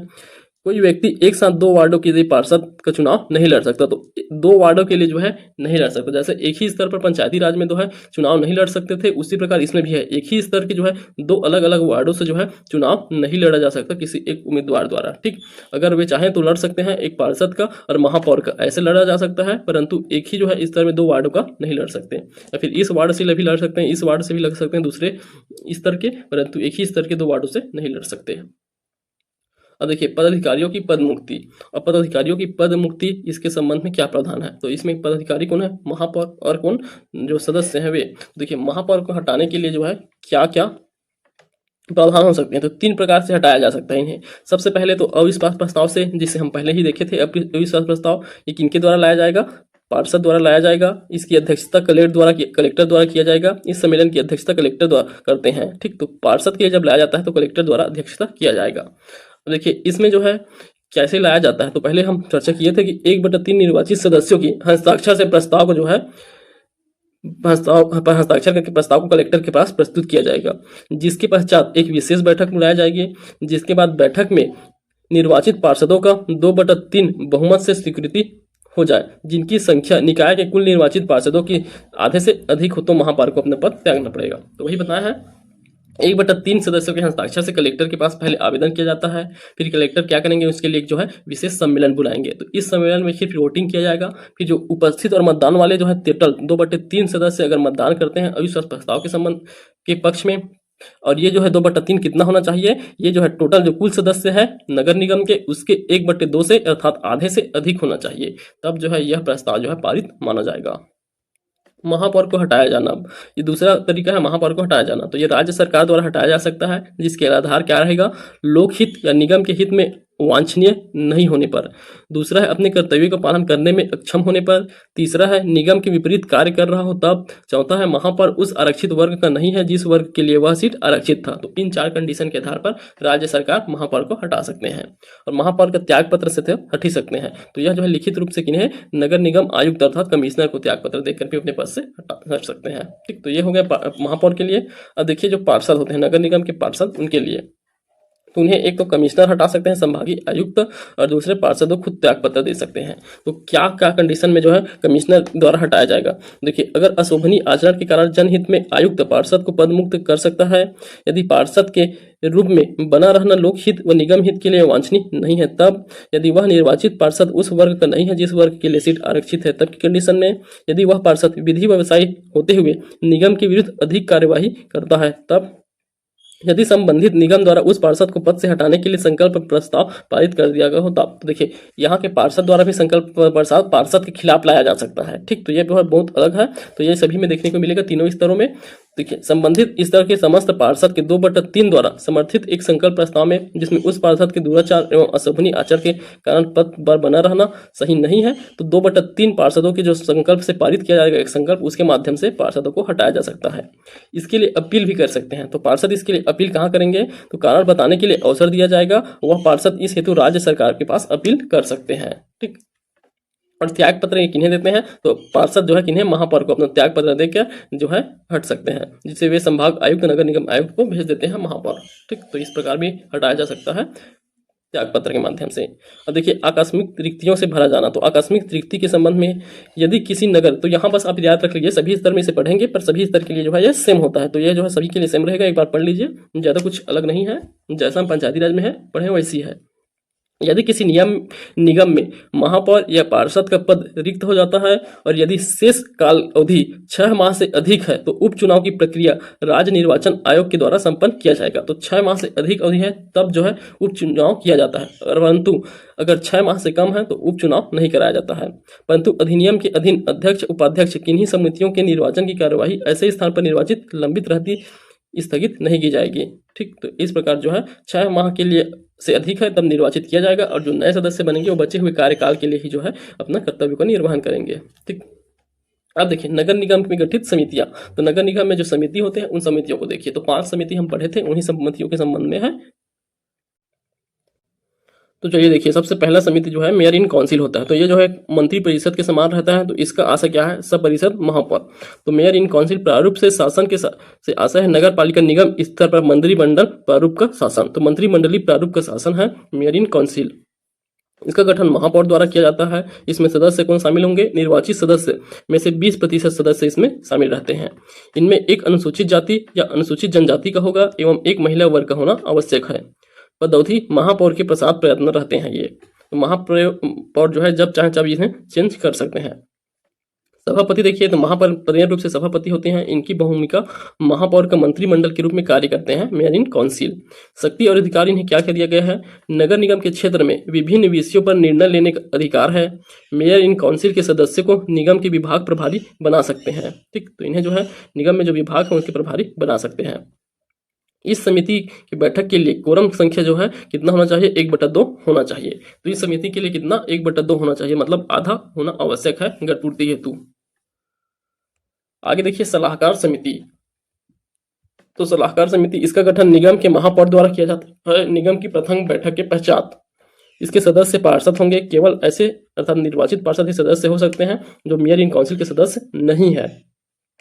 कार्य, सलाहकार समिति का कार्य संबंधित विभाग के कार्यकलाप के संबंध में सलाह या सुझाव देने का है। वह विभाग से संबंधित किसी विषय पर स्वतंत्र रूप से कोई निर्णय नहीं ले सकते। तो देखिए ये जो है पहले तो ये मेयर इन काउंसिल बनता है, उसमें अलग अलग विभागों के लिए जो है अलग अलग पार्षद को, जैसे मंत्रिमंडल बना होता है तो मंत्रियों को अलग अलग विभाग दिए जाते हैं, वैसे विभाग दे दिए जाते हैं। फिर उन्हीं हर अलग अलग विभागों में जो है सलाहकार समिति बनते हैं। उन सलाहकार समितियों में जो है सिर्फ सलाह देने का कार्य रहता है। उसके बाद देखिए वार्ड समिति, तो वार्ड समिति कहाँ गठित किया जाता है, 3 लाख या उससे अधिक जनसंख्या वाले क्षेत्रों में गठित किया जाएगा नगर निगम में। इनके सदस्य वार्ड समिति के क्षेत्र के भीतर किसी वार्ड का प्रतिनिधित्व करने वाले प्रत्येक निर्वाचित पार्षद और वार्ड के भीतर निवास करने वाले 2 व्यक्ति जो महापौर द्वारा नाम निर्दिष्ट किए जाएं वार्ड समिति के सदस्य होंगे। इस प्रकार नाम निर्दिष्ट व्यक्ति को मत देने का अधिकार नहीं रहता है, जो सिर्फ सदस्य रहेंगे पार्षद वही मत दे सकते हैं। इसकी अध्यक्ष वार्ड समिति अपने प्रथम सम्मेलन में निर्वाचित पार्षदों में से एक पार्षद को वार्ड समिति के अध्यक्ष के रूप में निर्वाचित करेगी। प्रावधान देखिए, ऐसे प्रत्येक नगरीय निकाय में जिनकी जनसंख्या 3 लाख या उससे अधिक वार्ड समितियों का गठन किया जाएगा जो 1 से अधिक वार्डों से मिलकर बना होगा। ठीक, उसके बाद है अगला मोहल्ला समिति, तो इसका गठन प्रत्येक नगरीय निकाय के निर्वाचन के पश्चात प्रथम सम्मेलन की तिथि से यथासंभव शीघ्र मोहल्ला समिति का गठन किया जाएगा। इसके सदस्य कौन रहते हैं, संबंधित वार्ड का पार्षद उस वार्ड के भीतर गठित समस्त मोहल्ला समितियों का सदस्य होगा। तो जो पार्षद रहते हैं वही सभी मोहल्ला समिति के सदस्य रहेंगे। उद्देश्य, नगरीय निकाय द्वारा प्रदाय की जाने वाली सेवा सुविधा का संचालन और संधारण में नागरिकों से संवाद की एक संस्थागत व्यवस्था है। तो जो नागरिकों को जो सुविधा दिया जाता है सरकार द्वारा वो उन तक पहुंच रहा है कि नहीं, वे सभी काम ये मोहल्ला समिति द्वारा ही देखा जाता है। यह संवाद विभिन्न वार्डों में गठित मोहल्ला समिति के पदाधिकारियों के माध्यम से किया जाता है। ठीक, तो यही जो है इनका मुख्य कार्य रहता है। अगला है नगर पालिका लेखा समिति, तो ये देखिए अगला है ये नगर पालिका लेखा समिति, तो इसका गठन प्रत्येक वित्तीय वर्ष में इसकी सदस्य संख्या 7 सदस्य रहते हैं। निर्वाचित पार्षदों में से अनुपातिक प्रतिनिधित्व के आधार पर चुने जाएंगे। मेयर एंड काउंसिल के सदस्य इसमें शामिल नहीं हो सकते हैं। इसकी अध्यक्षता सदस्य अपने में से किसी एक को अध्यक्ष चुनेंगे। इनका कार्य है अंकेक्षक की रिपोर्ट पर विचार करना और अपने विचारों के साथ निगम को प्रस्तुत करना। ठीक, तो ये जो है नगर पालिका लेखा समिति का कार्य है। तो ये जो है 5 जो है प्रमुख समिति है जो नगर निगम स्तर पर बनाए जाते हैं। तो जो यहाँ जो कॉमन समिति है वही सब कार्य जो है इधर आगे भी देखेंगे जो नगर पालिका और नगर पंचायती स्तर में भी। अब देखिए छत्तीसगढ़ में जो नगर निगम है उन्हें देखिए, तो 14 नगर निगम है। तो ये 14 नगर निगम से भी प्रश्न पूछे जाते हैं, इनका नाम कौन से जिला में स्थित है उसे पूछा जाता है। तो देखिए छत्तीसगढ़ में वर्तमान में कुल 14 नगर निगम है। छत्तीसगढ़ का सबसे पुराना नगर निगम कौन सा है, रायपुर, जो 1967 में बना था। छत्तीसगढ़ का सबसे नवीन नगर निगम है रिसाली, दुर्ग का रिसाली 2019 में बना है। सर्वाधिक नगर निगम वाला जिला कौन सा है, तो दुर्ग में सर्वाधिक नगर निगम है, 4 नगर निगम है, दुर्ग, भिलाई, चरोदा और रिसाली में। और दूसरे नंबर पे है रायपुर, जहाँ 2 है, रायपुर है और बीरगांव 2 नगर निगम है। ठीक, उसके बाद देखिए यहाँ नगर निगम का नाम, तो नगर निगम 14 नगर निगम का नाम दिया गया है, कौन से जिले से संबंधित है। तो अगर हम याद करना है हमें तो हम कैसे संभाग वाइज याद करेंगे। तो देखिए ऊपर में और नीचे में पहले याद कीजिए।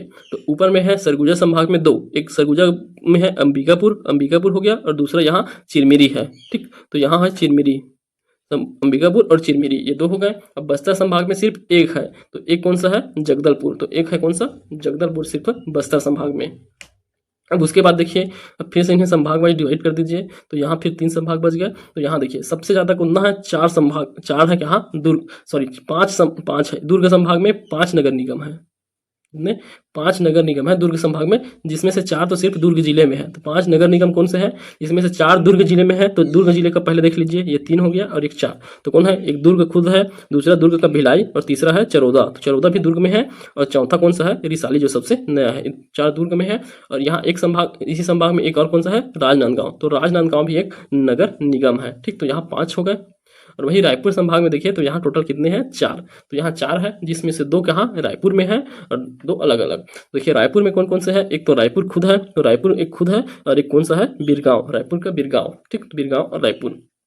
उसके बाद एक कौन सा, ये धमतरी हो जाएगा, एक धमतरी है, धमतरी, और दूसरा कौन सा है, धमतरी हो गया, और एक होना चाहिए और, सॉरी अभी जो है यहाँ 3 ही है। तो रायपुर संभाग में सिर्फ 3 ही है। अभी एक प्रस्तावित है महासमुंद, तो महासमुंद भी रायपुर संभाग के अंतर्गत एक प्रस्तावित है, तो अभी बना नहीं है। तो सिर्फ 3 है, याद रखेंगे, सिर्फ 3 है रायपुर संभाग में, 2 रायपुर में है और एक जो है धमतरी है। ठीक, इतना हो गया। अब उसके बाद देखिए, अब कौन सा बच गया, अब बच गया हमारा बिलासपुर। तो ये बिलासपुर में कितने हैं, तो एक तो खुद बिलासपुर है, और एक कौन सा है, एक रायगढ़ है और एक कोरबा है। ठीक, तो ये 3 यहाँ है।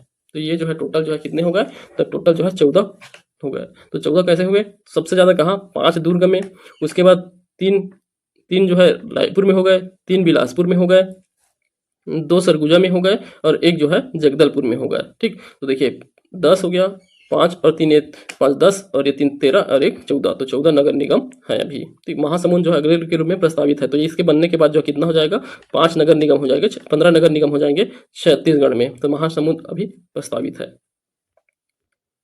चलिए आगे देखिए, नगर पालिका परिषद। तो अब हम पढ़ेंगे नगर पालिका परिषद, जैसे हम वहाँ पढ़े हैं उसी प्रकार इसमें भी सेम परिणाम देखने को मिलेगा। तो हम इसे थोड़ा फटाफट पढ़ेंगे। ठीक, तो ज़्यादा जल्दी कंप्लीट करेंगे, जो जरूरी चीज़ें हैं उन्हें पर देखेंगे।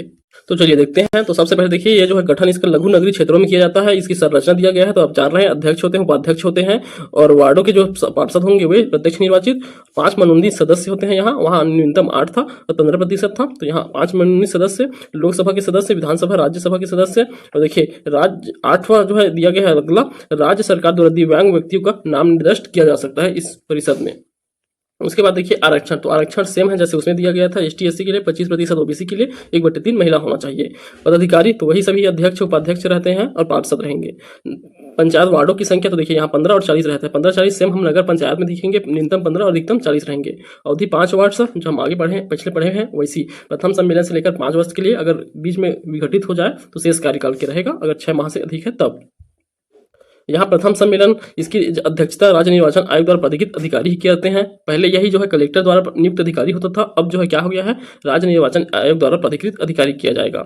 सम्मेलन की तिथि जो है, ये जो है 15 दिन के भीतर कराना आवश्यक होता है। अधिसूचना तारीख से 15 दिन के भीतर, अगर 15 दिन में पूर्ण नहीं होता है तो 30 दिन के भीतर पूर्ण करना आवश्यक हो जाता है। उद्देश्य उपाध्यक्ष के निर्वाचन करना और पार्षदों को जो है शपथ दिलाना, इसका उद्देश्य रहता है प्रथम सम्मेलन का। इसमें निर्वाचित पार्षद जो है शामिल रहते हैं। आगे देखिए, कार्य प्रथम बैठक में नवनिर्वाचित पदाधिकारी को शपथ दिलाया जाता है और उपाध्यक्ष का चुनाव किया जाता है। बराबर मत होने पर यदि उपाध्यक्ष के चुनाव में 2 उम्मीदवारों के समान मत हो तो इसे लॉट पद्धति के माध्यम से जो है निर्णय लिया जाएगा। ठीक, लॉट पद्धति के माध्यम से निर्णय लिया जाता है। उसके बाद देखिए कार्यकाल, तो 5 वर्ष के लिए कार्यकाल रहता है, हम देख चुके हैं इसे। साधारण सम्मेलन, तो साधारण सम्मेलन जो है प्रत्येक 2 माह में कम से कम एक बार होना आवश्यक है। ठीक, जो बैठक किनके द्वारा अध्यक्षता किया जाता है, तो अध्यक्ष अध्यक्षता करेंगे, या फिर अध्यक्ष अनुपस्थित है तो उपाध्यक्ष द्वारा अध्यक्षता किया जाएगा। अगर ये भी अनुपस्थित है तो जो पार्षद है उन्हीं में से कोई एक जो है नियुक्त किए जाएंगे अध्यक्ष के रूप में, उन्हें जो है चुना जाएगा, अपने में से किसी एक पार्षद द्वारा अध्यक्ष किया जाता है। इसमें गढ़ पूर्ति 1/3 होता है, वहाँ गढ़ पूर्ति कितना था, 1/2 था, और यहाँ 1/3 होगा। यहाँ जो है सीएमओ की उपस्थिति अनिवार्य रहता है, तो यहाँ जो है इनको उपस्थित होना चाहता है, प्रत्येक सम्मेलन में यह उपस्थित रहता है और सम्मेलन की चर्चा में आए विषयों को स्पष्ट कर सकता है, वक्तव्य तो दे सकता है किंतु उसमें मत नहीं दे सकते। यदि अध्यक्ष उपाध्यक्ष द्वारा सम्मेलन की नियत तारीख तय नहीं की जाती है तो कलेक्टर द्वारा राज्य सरकार को सूचना देकर सम्मेलन की तारीख तय की जाएगी। आम जनता बैठक में उपस्थित हो सकता है। मुख्य नगर पालिका अधिकारी नगर पालिका परिषद कार्यपालन अधिकारी होता है। ठीक, आगे देखिए विशेष सम्मेलन, तो विशेष सम्मेलन बुलाने के लिए किनके द्वारा, अध्यक्ष के द्वारा या फिर उपाध्यक्ष के द्वारा। ठीक, अगर अध्यक्ष असमर्थ है तो उपाध्यक्ष द्वारा, दोनों में से कोई बुला सकते हैं। इसकी मांग 1/3, तो 1/3 सदस्यों की लिखित मांग पे जो है 2 सप्ताह के अंदर अर्थात 15 दिन के भीतर जो है बुलाया जाएगा। इसकी अध्यक्षता अध्यक्ष करेंगे, अगर अनुपस्थित है तो उपाध्यक्ष करेंगे, या फिर ये भी अनुपस्थित है तो पार्षदों में से कोई एक करेगा। ठीक, विशेष सम्मेलन की बैठक तो सेम वो भी है। तो सदस्यों द्वारा विशेष बैठक बुलाने के लिए यदि अध्यक्ष उपाध्यक्ष सम्मेलन नहीं बुलाते हैं तो मुख्य नगर पालिका अधिकारी तथा सीएमओ द्वारा राज्य सरकार को सूचना देकर के सम्मेलन बुलाया जा सकता है। अब गढ़पूर्ति, यहाँ भी 1/3 सदस्य से गढ़पूर्ति होगा।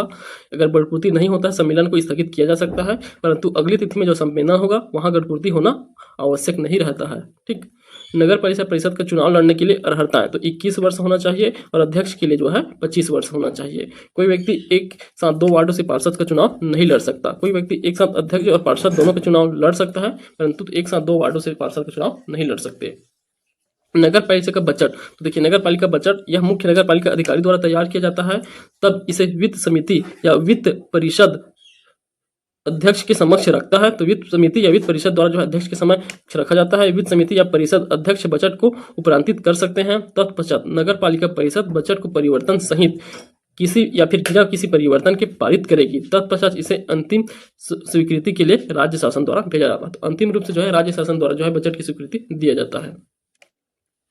तो यहाँ देखिए ये हो गया। अब इनके पद मुक्ति से संबंधित जो प्रावधान है उसे देखेंगे। तो सबसे पहले अध्यक्ष के संबंध में दिया गया है। तो अध्यक्ष को भी 3 प्रकार से हटाया जा सकता है यहाँ भी। तो पहला अविश्वास प्रस्ताव से, फिर हटाया जाना, फिर त्याग पत्र से। तो अविश्वास प्रस्ताव निर्वाचित सदस्यों द्वारा या गुप्त मतदान से होता है। इसकी अध्यक्षता कलेक्टर द्वारा या प्रथम श्रेणी के अधिकारी द्वारा किया जाएगा। तो देखिए 1/6, अब यहाँ वहाँ 1/3 से पार्षदों की लिखित हस्ताक्षर से जो है दिया जाता था, कलेक्टर को प्रस्तुत किया जाता था, फिर विशेष बैठक बुलाया जाता था, फिर 2/3 से स्वीकृत करके जो है जो 1/2 का अधिक होना चाहिए, कुल सदस्य संख्या के आधे से अधिक हो, इससे पारित किया जाता था। तो यहाँ बस यहाँ 1/3 था वो 1/6 हो गया है। तो 1/6 निर्वाचित सदस्यों के हस्ताक्षर से जो है प्रस्ताव प्रस्तुत किया जा सकता है। ठीक, वही फिर जो पारित करने के लिए विशेष बहुमत लगेगा तो वही विशेष बहुमत से पारित किया जाएगा। तो ये जो है सेम है। और इसके लिए कंडीशन है, पद ग्रहण के 2 वर्ष के पूर्व नहीं लाया जा सकता है। यदि उपचुनाव के तहत निर्वाचित हुआ हो तो आधिकाल अवधि पर पूरा न होने पर नहीं लाया जाएगा। पूर्व में लाए अविश्वास प्रस्ताव स्वीकार होने के पुनः 1 वर्ष के भीतर नहीं लाया जाएगा, 1 वर्ष बाद ही लाया जाएगा। ठीक, तो ये 3 कंडीशन होते हैं। ये कंडीशन हम पंचायती राज में भी पढ़े हुए हैं। ऐसे सम्मेलन की सूचना तारीख, समय, स्थान प्रत्येक पार्षद और अध्यक्ष एवं उपाध्यक्ष को 10 दिन से पूर्व भेजी जाएगी। तो 10 दिन पूर्व जो है इस सम्मेलन की सूचना भेजा जाता है। अविश्वास प्रस्ताव की कार्यवाही में गुप्त मतदान किया जाता है। कैसा होता है मतदान? गुप्त। फिर अध्यक्ष को हटाया जाना, तो राज्य सरकार हटा सकती है। अध्यक्ष को किसी समिति के अध्यक्ष को भी हटाया जा सकता है। इसके लिए आधार क्या होता है? लोकहित परिषद के हित के लिए वांछनीय न हो, अपने कर्तव्यों के पालन में अक्षम हो, पालिका के विपरीत कार्य कर रहा हो। हटाए जाने से पहले अध्यक्ष को सुनवाई का भी अवसर दिया जाएगा। अध्यक्ष को त्याग पत्र, ये अध्यक्ष का त्याग पत्र किन्हें देते हैं? नगर पालिका अधिकारी को, और बाकी सभी जो पार्षद हैं वे किन्हें देते हैं? अध्यक्ष को त्याग पत्र देते हैं। ठीक, तो यहाँ देखिए नगर पालिका की जो उपाध्यक्ष है उनका, तो उनके लिए भी जो है सेम तो अविश्वास प्रस्ताव जो है सेम रहेगा जो अध्यक्ष के लिए था, उसी प्रकार सेम कंडीशन रहेगा। यहाँ उपाध्यक्ष के लिए जो त्याग पत्र है वे जो है किन्हें देते हैं? अध्यक्ष को त्याग पत्र देते हैं। इनके लिए जो है देखिए रिकॉल की प्रक्रिया नहीं रहती। नगर निकाय के किसी भी क्षेत्र में जो है रिकॉल की प्रक्रिया से नहीं हटाया जा सकता, याद रखेंगे। नगर पंचायत पार्षदों को हटाया जाना, तो ये कलेक्टर द्वारा हटाया जा सकता है। तो हम पहले भी देखे थे जो पार्षद थे नगर निगम के, उनको जिन आधारों पे हटाया जा सकता था उन्हीं आधार पे जो है यहाँ भी हटाया जा सकता है। किनके द्वारा? यहाँ कलेक्टर द्वारा हटाया जा सकता है। वहाँ कौन हटाते थे? तो कमिश्नर, तो वहाँ कमिश्नर द्वारा हटाया जाता था, यहाँ कलेक्टर द्वारा। बस यही अंतर है। पार्षदों का त्याग पत्र, तो अध्यक्ष को त्याग पत्र देते हैं। और वही आकस्मिक रिक्तियां, तो हम जो पहले पढ़े थे वही आकस्मिक रिक्तियां, तो 6 वर्ष से अगर 6 माह से अधिक समय बचा हुआ है तो उपचुनाव किया जाएगा जो शेष कार्यकाल के रहेगा, और 6 माह से कम समय बना है चाहे तो जो है नहीं भरा जाएगा रिक्ति। उसके लिए जो है पार्षदों में से किसी एक को जो है अध्यक्ष चुना जाता है अगर अध्यक्ष का पद खाली हुआ है तो। ठीक, तो यहाँ हो गया। अब देखेंगे हम नगर पालिका परिषद के गठित समिति। तो इसकी समिति को देख लीजिए। तो यहाँ 6 समिति देखे थे। पहले प्रेसिडेंट इन काउंसिल, तो यह कौन कौन से धारा में दिया गया है? तो नगर पालिका अधिनियम 1961 के कौन कौन से धारा में दिया है उसे भी दिया गया है। तो देखिए धारा इंपॉर्टेंट हो जाता है यहाँ। तो प्रेसिडेंट इन काउंसिल, तो देखिए 70, 71, 72, तो 70, 71, 72 में दिया गया है इनके जो समिति है उसे। तो प्रेसिडेंट इन काउंसिल धारा 70 में दिया गया है। और नगर सलाहकार समिति 71 में, परामर्श समिति 72 में दिया गया है, वार्ड समिति 72 के क में, मोहल्ला समिति 72 के ख में, अपील समिति जो है 307 और 8 में दिया गया है इस अधिनियम की। अपील समिति केवल नगर पालिका परिषद में ही होता है। अगर देखिए प्रेसिडेंट इन काउंसिल, ये प्रेसिडेंट इन काउंसिल हम जो पढ़े थे वहाँ मेयर इन काउंसिल था, उसी प्रकार यहाँ प्रेसिडेंट इन काउंसिल होता है। तो यह इसकी अध्यक्ष जो है इसके गठन करते हैं नगर पालिका के अध्यक्ष द्वारा, इसकी अध्यक्षता किया जाएगा। पदेन रूप से जो है उप काउंसिल के जो है सभापति होते हैं। अध्यक्ष की अनुपस्थिति में परिषद के सदस्य में से किसी एक को सम्मेलन की अध्यक्षता के लिए एक सदस्य को चुना जाता है। सदस्य, एक अध्यक्ष होंगे और 7 सदस्य होंगे, 7 पार्षद होते हैं प्रेसिडेंट इन काउंसिल में। यहाँ 7 होंगे। अब नगर पंचायत देखेंगे तो 1 + 5 होंगे वहाँ, ठीक। देखिए यहाँ जो है अधिकार, नगर पालिका परिषद के विभिन्न विषयों पर निर्णय लेने का अधिकार प्रेसिडेंट इन काउंसिल को होता है। इनका कार्यकाल, प्रेसिडेंट इन काउंसिल के सदस्य नगर पालिका परिषद के अध्यक्ष के प्रसाद प्रयत्न कार्य करते हैं। प्रेसिडेंट इन काउंसिल के प्रमुख विभाग कौन कौन से होते हैं? तो देखिए यहाँ जो है 7 लोग होते हैं, 7 सदस्य हैं, तो 7 विभाग रहते हैं। तो कौन कौन से 7 विभाग हैं? आवास, पर्यावरण इन लोक निर्माण विभाग, स्वास्थ्य एवं चिकित्सा विभाग, खाद्य एवं नागरिक आपूर्ति विभाग तथा पुनर्विकास एवं नियोजन विभाग, शिक्षा एवं महिला बाल विकास, राजस्व एवं बाजार विभाग, जलीय कार्य विभाग, विधि व सामान्य प्रशासन विभाग। इन विभागों का बंटवारा अध्यक्ष द्वारा किया जाता है, ठीक। तो ये जो है विभाग हैं, जैसे मंत्रिमंडल के विभाग होते हैं उसी प्रकार मेयर इन काउंसिल के विभाग हैं। अब देखिए सलाहकार समिति, तो सलाहकार समिति यह प्रथम बैठक के पश्चात गठन किया जाएगा।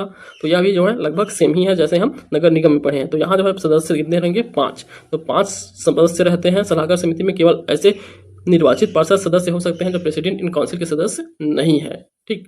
तो इनका कार्य रहता है, कार्य रहेगा उसे देख लीजिए। सलाहकार समिति कार्य संबंधित विभाग के कार्यकलाप से संबंध में सलाह व सुझाव देना। वह विभाग से संबंधित किसी भी विषय पर स्वतंत्र रूप से निर्णय नहीं ले सकते, सिर्फ सलाह देंगे, इसलिए इसका नाम ही है सलाहकार समिति। परामर्शदात्री समिति, तो ये भी परामर्श के लिए बनाया जाता है। तो ये जो किसी विशेष विषय के लिए हमेशा नहीं रहता है, जब जरूरत पड़ता है तब बनाया जाता है। तो आवश्यकता अनुसार किसी मामले की जांच करने, रिपोर्ट देने या विषय वस्तु पर राय देने के लिए बनाया जाता है इसे, ठीक। तो यह सामान्य परिस्थितियों में परामर्श समिति का गठन नहीं किया जाता, जब आवश्यकता हो तभी किया जाता है। उसके बाद वार्ड समिति देख लीजिए। तो ये संविधान के अनुच्छेद 243 में दिया गया है, जो चौथा था उसमें दिया गया है वार्ड समिति। तो नगर पालिका परिषद के कुछ वार्डों को मिलाकर प्रत्येक वार्ड में वार्ड समिति का गठन किया जाता है। तो इसके सदस्य हम देखे थे, जो उस क्षेत्र में आने वाले निर्वाचित पार्षद हैं वे रहेंगे, और जो वार्ड के भीतर 2 और अन्य व्यक्ति को अध्यक्ष जो है नाम निर्दिष्ट कर सकते हैं। वार्ड समिति के सदस्य होने के लिए वही पार्षद होंगे और ये 2 व्यक्ति जिन्हें नियुक्त किया जाएगा, ठीक। तो ये जो है अध्यक्ष सदस्यों में से किसी एक को जो है नामित किया जाएगा।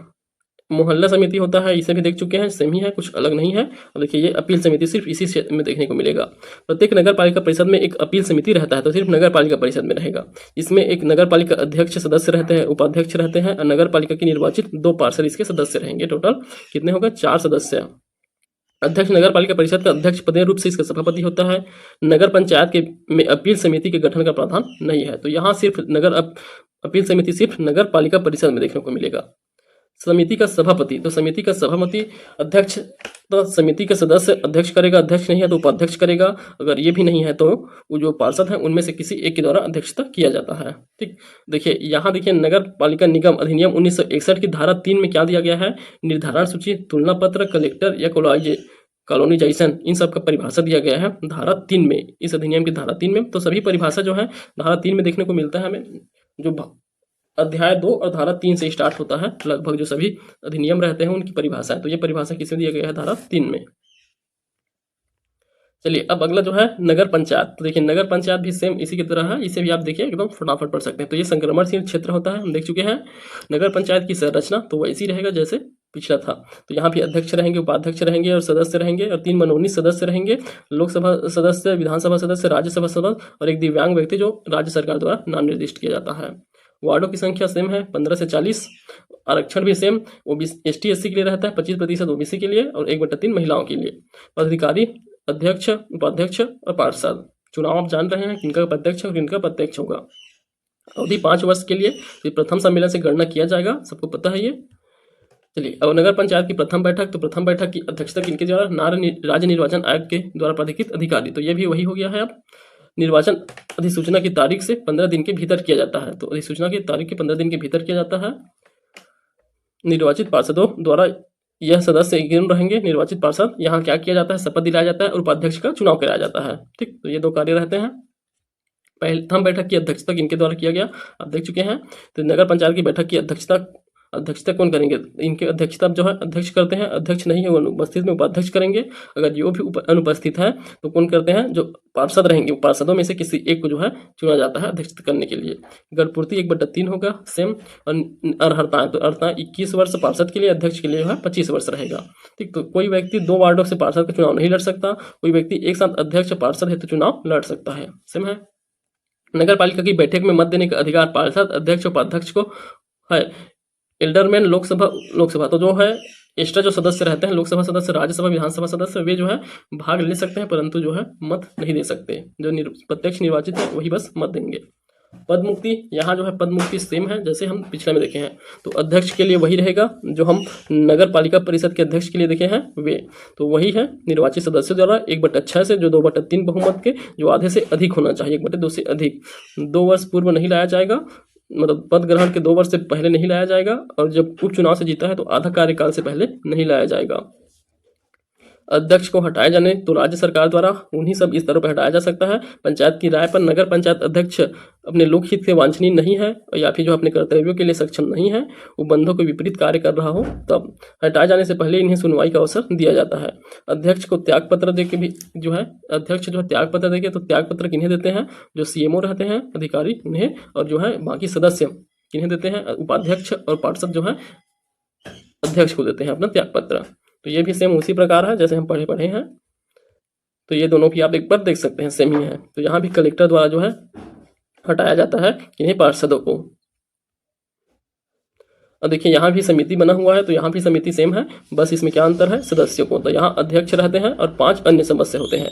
अब यहाँ विभाग भी कम हो जाएंगे, तो 5 विभाग, 5 सदस्य है तो 5 विभाग हो जाएंगे। तो कौन कौन से 5 विभाग है देखिए, तो आवास, पर्यावरण एवं लोक निर्माण, साथ ही जल कार्य विभाग, स्वास्थ्य एवं चिकित्सा तथा खाद्य एवं नागरिक आपूर्ति विभाग, पुनर्वास व नियोजन विधि विभाग, शिक्षा और महिला बाल विकास कल्याण विभाग, और 5वां राजस्व एवं बाल विभाग। इन विभागों का आवंटन जो है अध्यक्ष द्वारा किया जाता है, क्योंकि यह अध्यक्ष का मंत्रिमंडल रहता है। अब देखिए सलाहकार समिति सेम, यहाँ उसमें 5 सदस्य होते थे, इसमें 3 पार्षद होंगे सदस्य के रूप में, कार्य इनका सेम ही रहेगा। परामर्शदात्री समिति, तो ये भी जो है आवश्यकता अनुसार बनाया जाता है, सामान्य परिस्थिति में बनाना अनिवार्य नहीं रहता है। नगर पंचायत की वार्ड समिति, तो वार्ड समिति वही है जो हम पिछले में पढ़े हैं, वही वार्ड समिति रहेंगे। यहाँ भी 2 व्यक्ति रहेंगे और जो क्षेत्र है वहाँ के पार्षद रहते हैं इसके सदस्य। मोहल्ला समिति भी सेम ही है। संयुक्त समिति, अब देखिए संयुक्त समिति क्या रहता है? परिषद समय समय पर किसी अन्य परिषद या किसी स्थानीय प्राधिकारी से मिलकर संयुक्त समिति का बनाता है। तो कोई 2 परिषदों से, अन्य समितियों से मिलकर बनाएगा, या फिर अन्य किसी स्थानीय प्राधिकारी के साथ जो है मिलकर संयुक्त समिति गठित किया जाता है। ठीक, तो यहाँ तक के जो है सभी तो तीनों स्तर का हम देख चुके हैं। तो देखिए सबसे छोटा नीचे स्तर पे कौन सा रहता है? सबसे नीचे स्तर पर रहता है नगर पंचायत। ठीक, तो नगर पंचायत हो गया। उसके बाद यहाँ नगर पालिका परिषद, और सबसे ऊपर में रहता है नगर निगम।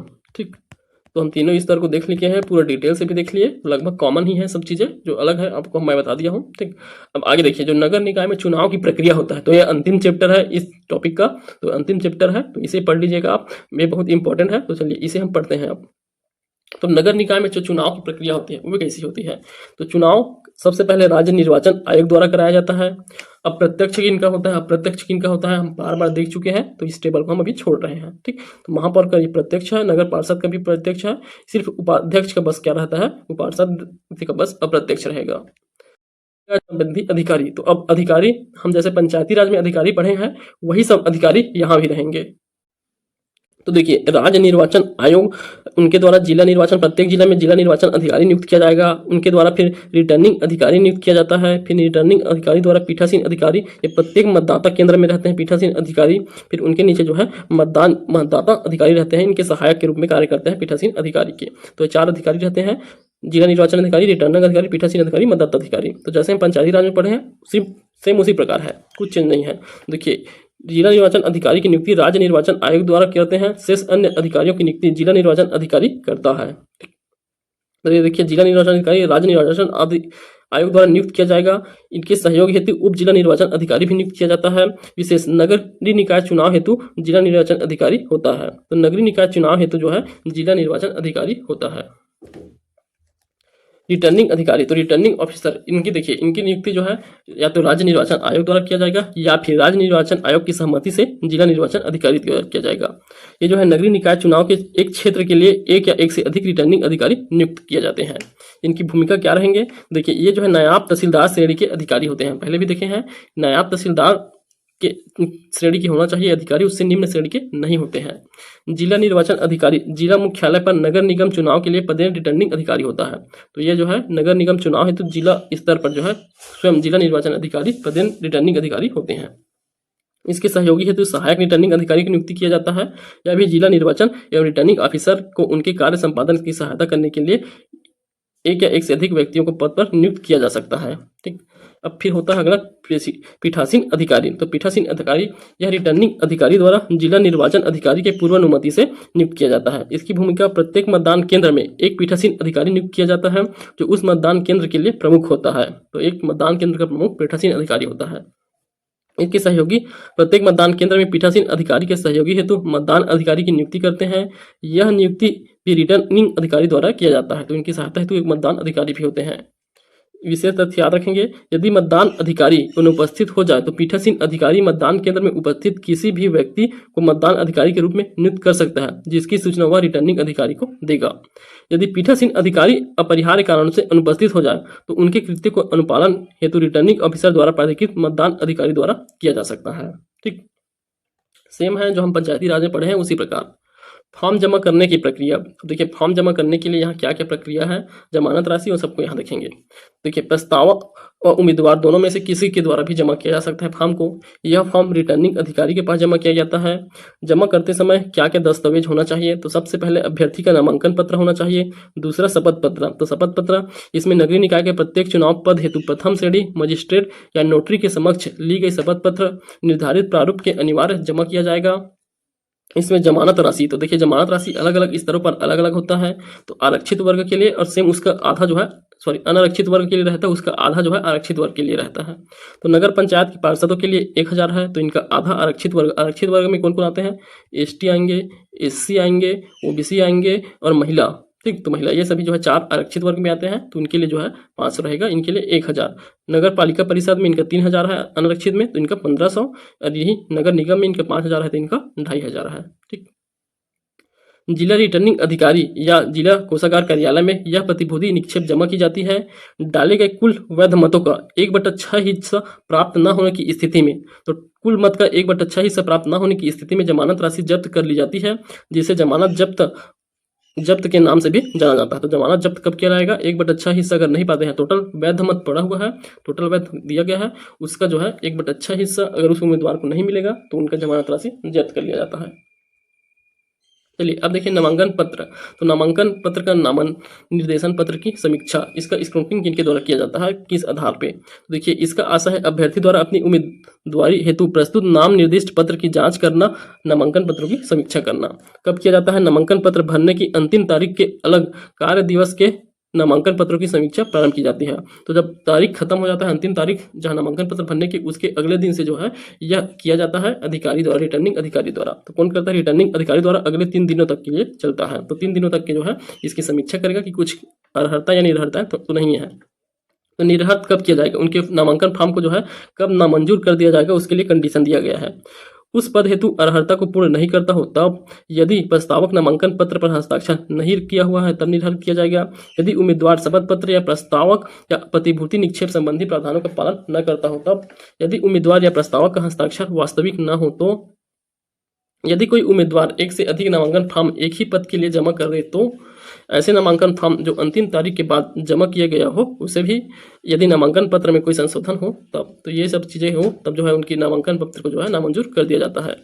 इसके लिए प्रावधान है, यदि रिटर्निंग ऑफिसर किसी अभ्यर्थी के नामांकन पत्र को नामंजूर करता है तो कारण सहित जो है वे लिखित देते हैं। तो निर्णय जो है लिख के देंगे कारण सहित। अभ्यर्थी का वापस लिया जाना। तो अभ्यर्थी का वापस लिया जाता है तब की कंडीशन में क्या होता है, देखिए नाम वापस लेने के लिए आवेदन पत्र देना होगा। आवेदन पत्र रिटर्निंग अधिकारी के पास जमा किया जाता है। नाम वापसी के लिए आवेदन पत्र समीक्षा समाप्त होने के पश्चात जिस तिथि से सफल उम्मीदवारों के नाम सूची प्रकाशित हुई है उसके ठीक अगले कार्य दिवस को नाम वापस के लिए आवेदन किया जा सकता है। तो अगले 3 दिवस तक के जो है किया जा सकता है नाम वापस, जो सूची जारी करने के पश्चात। कौन करता है यह आवेदन, उम्मीदवार स्वयं या प्रस्तावक या निर्वाचन अभिकर्ता के द्वारा जमा किया जाएगा। अगर उम्मीदवार आवेदन स्वयं जमा करता है तो नामांकन तत्काल रद्द कर दिया जाएगा, लेकिन अगर प्रस्तावक आवेदन पत्र जमा करता है तो उसकी जांच रिटर्निंग अधिकारी कर देता है और सही होने पर रद्द किया जाएगा। नाम वापसी के लिए आवेदन करने पर वह सफल हो जाएगा तो उसकी जमानत राशि वापस कर दी जाएगी। नाम वापसी के लिए आवेदन करने के पश्चात पुनः आवेदन वापस नहीं किया जाएगा। ठीक, तो नाम वापसी के लिए आवेदन करने के पश्चात पुनः उसको आवेदन को वापस नहीं किया जाता है। अंतिम सूची देखिए, तो अंतिम सूची कब जारी किया जाता है? जब नाम वापसी के लिए अंतिम तारीख के अगले कार्य दिवस को जो है अंतिम सूची जारी कर दिया जाएगा। यह सूची रिटर्निंग अधिकारी द्वारा जारी किया जाएगा। अभ्यर्थी का नाम 3 प्रवर्गों में विभक्त होता है। एक जो है सामान्य प्राप्त राष्ट्रीय व राजकीय दलों के अभ्यर्थी, तो राष्ट्रीय और राजकीय दल रहेंगे उनके अभ्यर्थी। दूसरा पंजीकृत राजनीतिक दलों के अभ्यर्थी और अन्य अभ्यर्थी। प्रत्येक वर्ग के अभ्यर्थियों के नाम वर्णक्रम के आधार पर होता है, तो वर्णक्रम अनुसार होता है। तो अंग्रेजी के अल्फाबेट के अनुसार रहता है, परंतु इनका नाम जो है हिंदी में लिखे जाते हैं। ठीक। चुनाव चिन्हों का आवंटन, तो चुनाव चिन्हों का आवंटन कैसे किया जाता है यहाँ? तो वहाँ चुनाव चिन्ह के आवंटन के लिए फिक्स हुआ करता था, मतलब वहाँ एक नियम के आधार पर जो है चुनाव चिन्हों का आवंटन किया जाता था पंचायती राज में, परंतु यहाँ जो है अलग ही होता है। देखिए, कौन आवंटित रिटर्निंग अधिकारी द्वारा जो है आवंटन किया जाता है? मान्यता प्राप्त राजनीतिक दल के। तो देखिए, यहाँ जो चुनाव है राजनीतिक दल के आधार पर चुनाव किया जाता है नगरीय निकाय में, याद रखेंगे। जैसे कोई पार्टी है वो जो है अपना टिकट देती है, उसके आधार पर जो है यहाँ चुनाव लड़ा जाता है। मान्यता प्राप्त राजनीतिक दल से खड़े व्यक्ति को वही चुनाव चिन्ह आवंटित किया जाएगा जो उस दल के लिए आरक्षित है। ठीक। गैर मान्यता प्राप्त राजनीतिक दल और निर्दलीय अभ्यर्थी को उनकी पसंद के विकल्पों में से चुनाव चिन्ह आवंटित किया जाएगा। तो उनकी पसंद के विकल्पों में से जो है चुनाव चिन्ह दिया जाता है। जो अन्य गैर राजनीतिक दल के निर्दलीय अभ्यर्थी है उन्हें।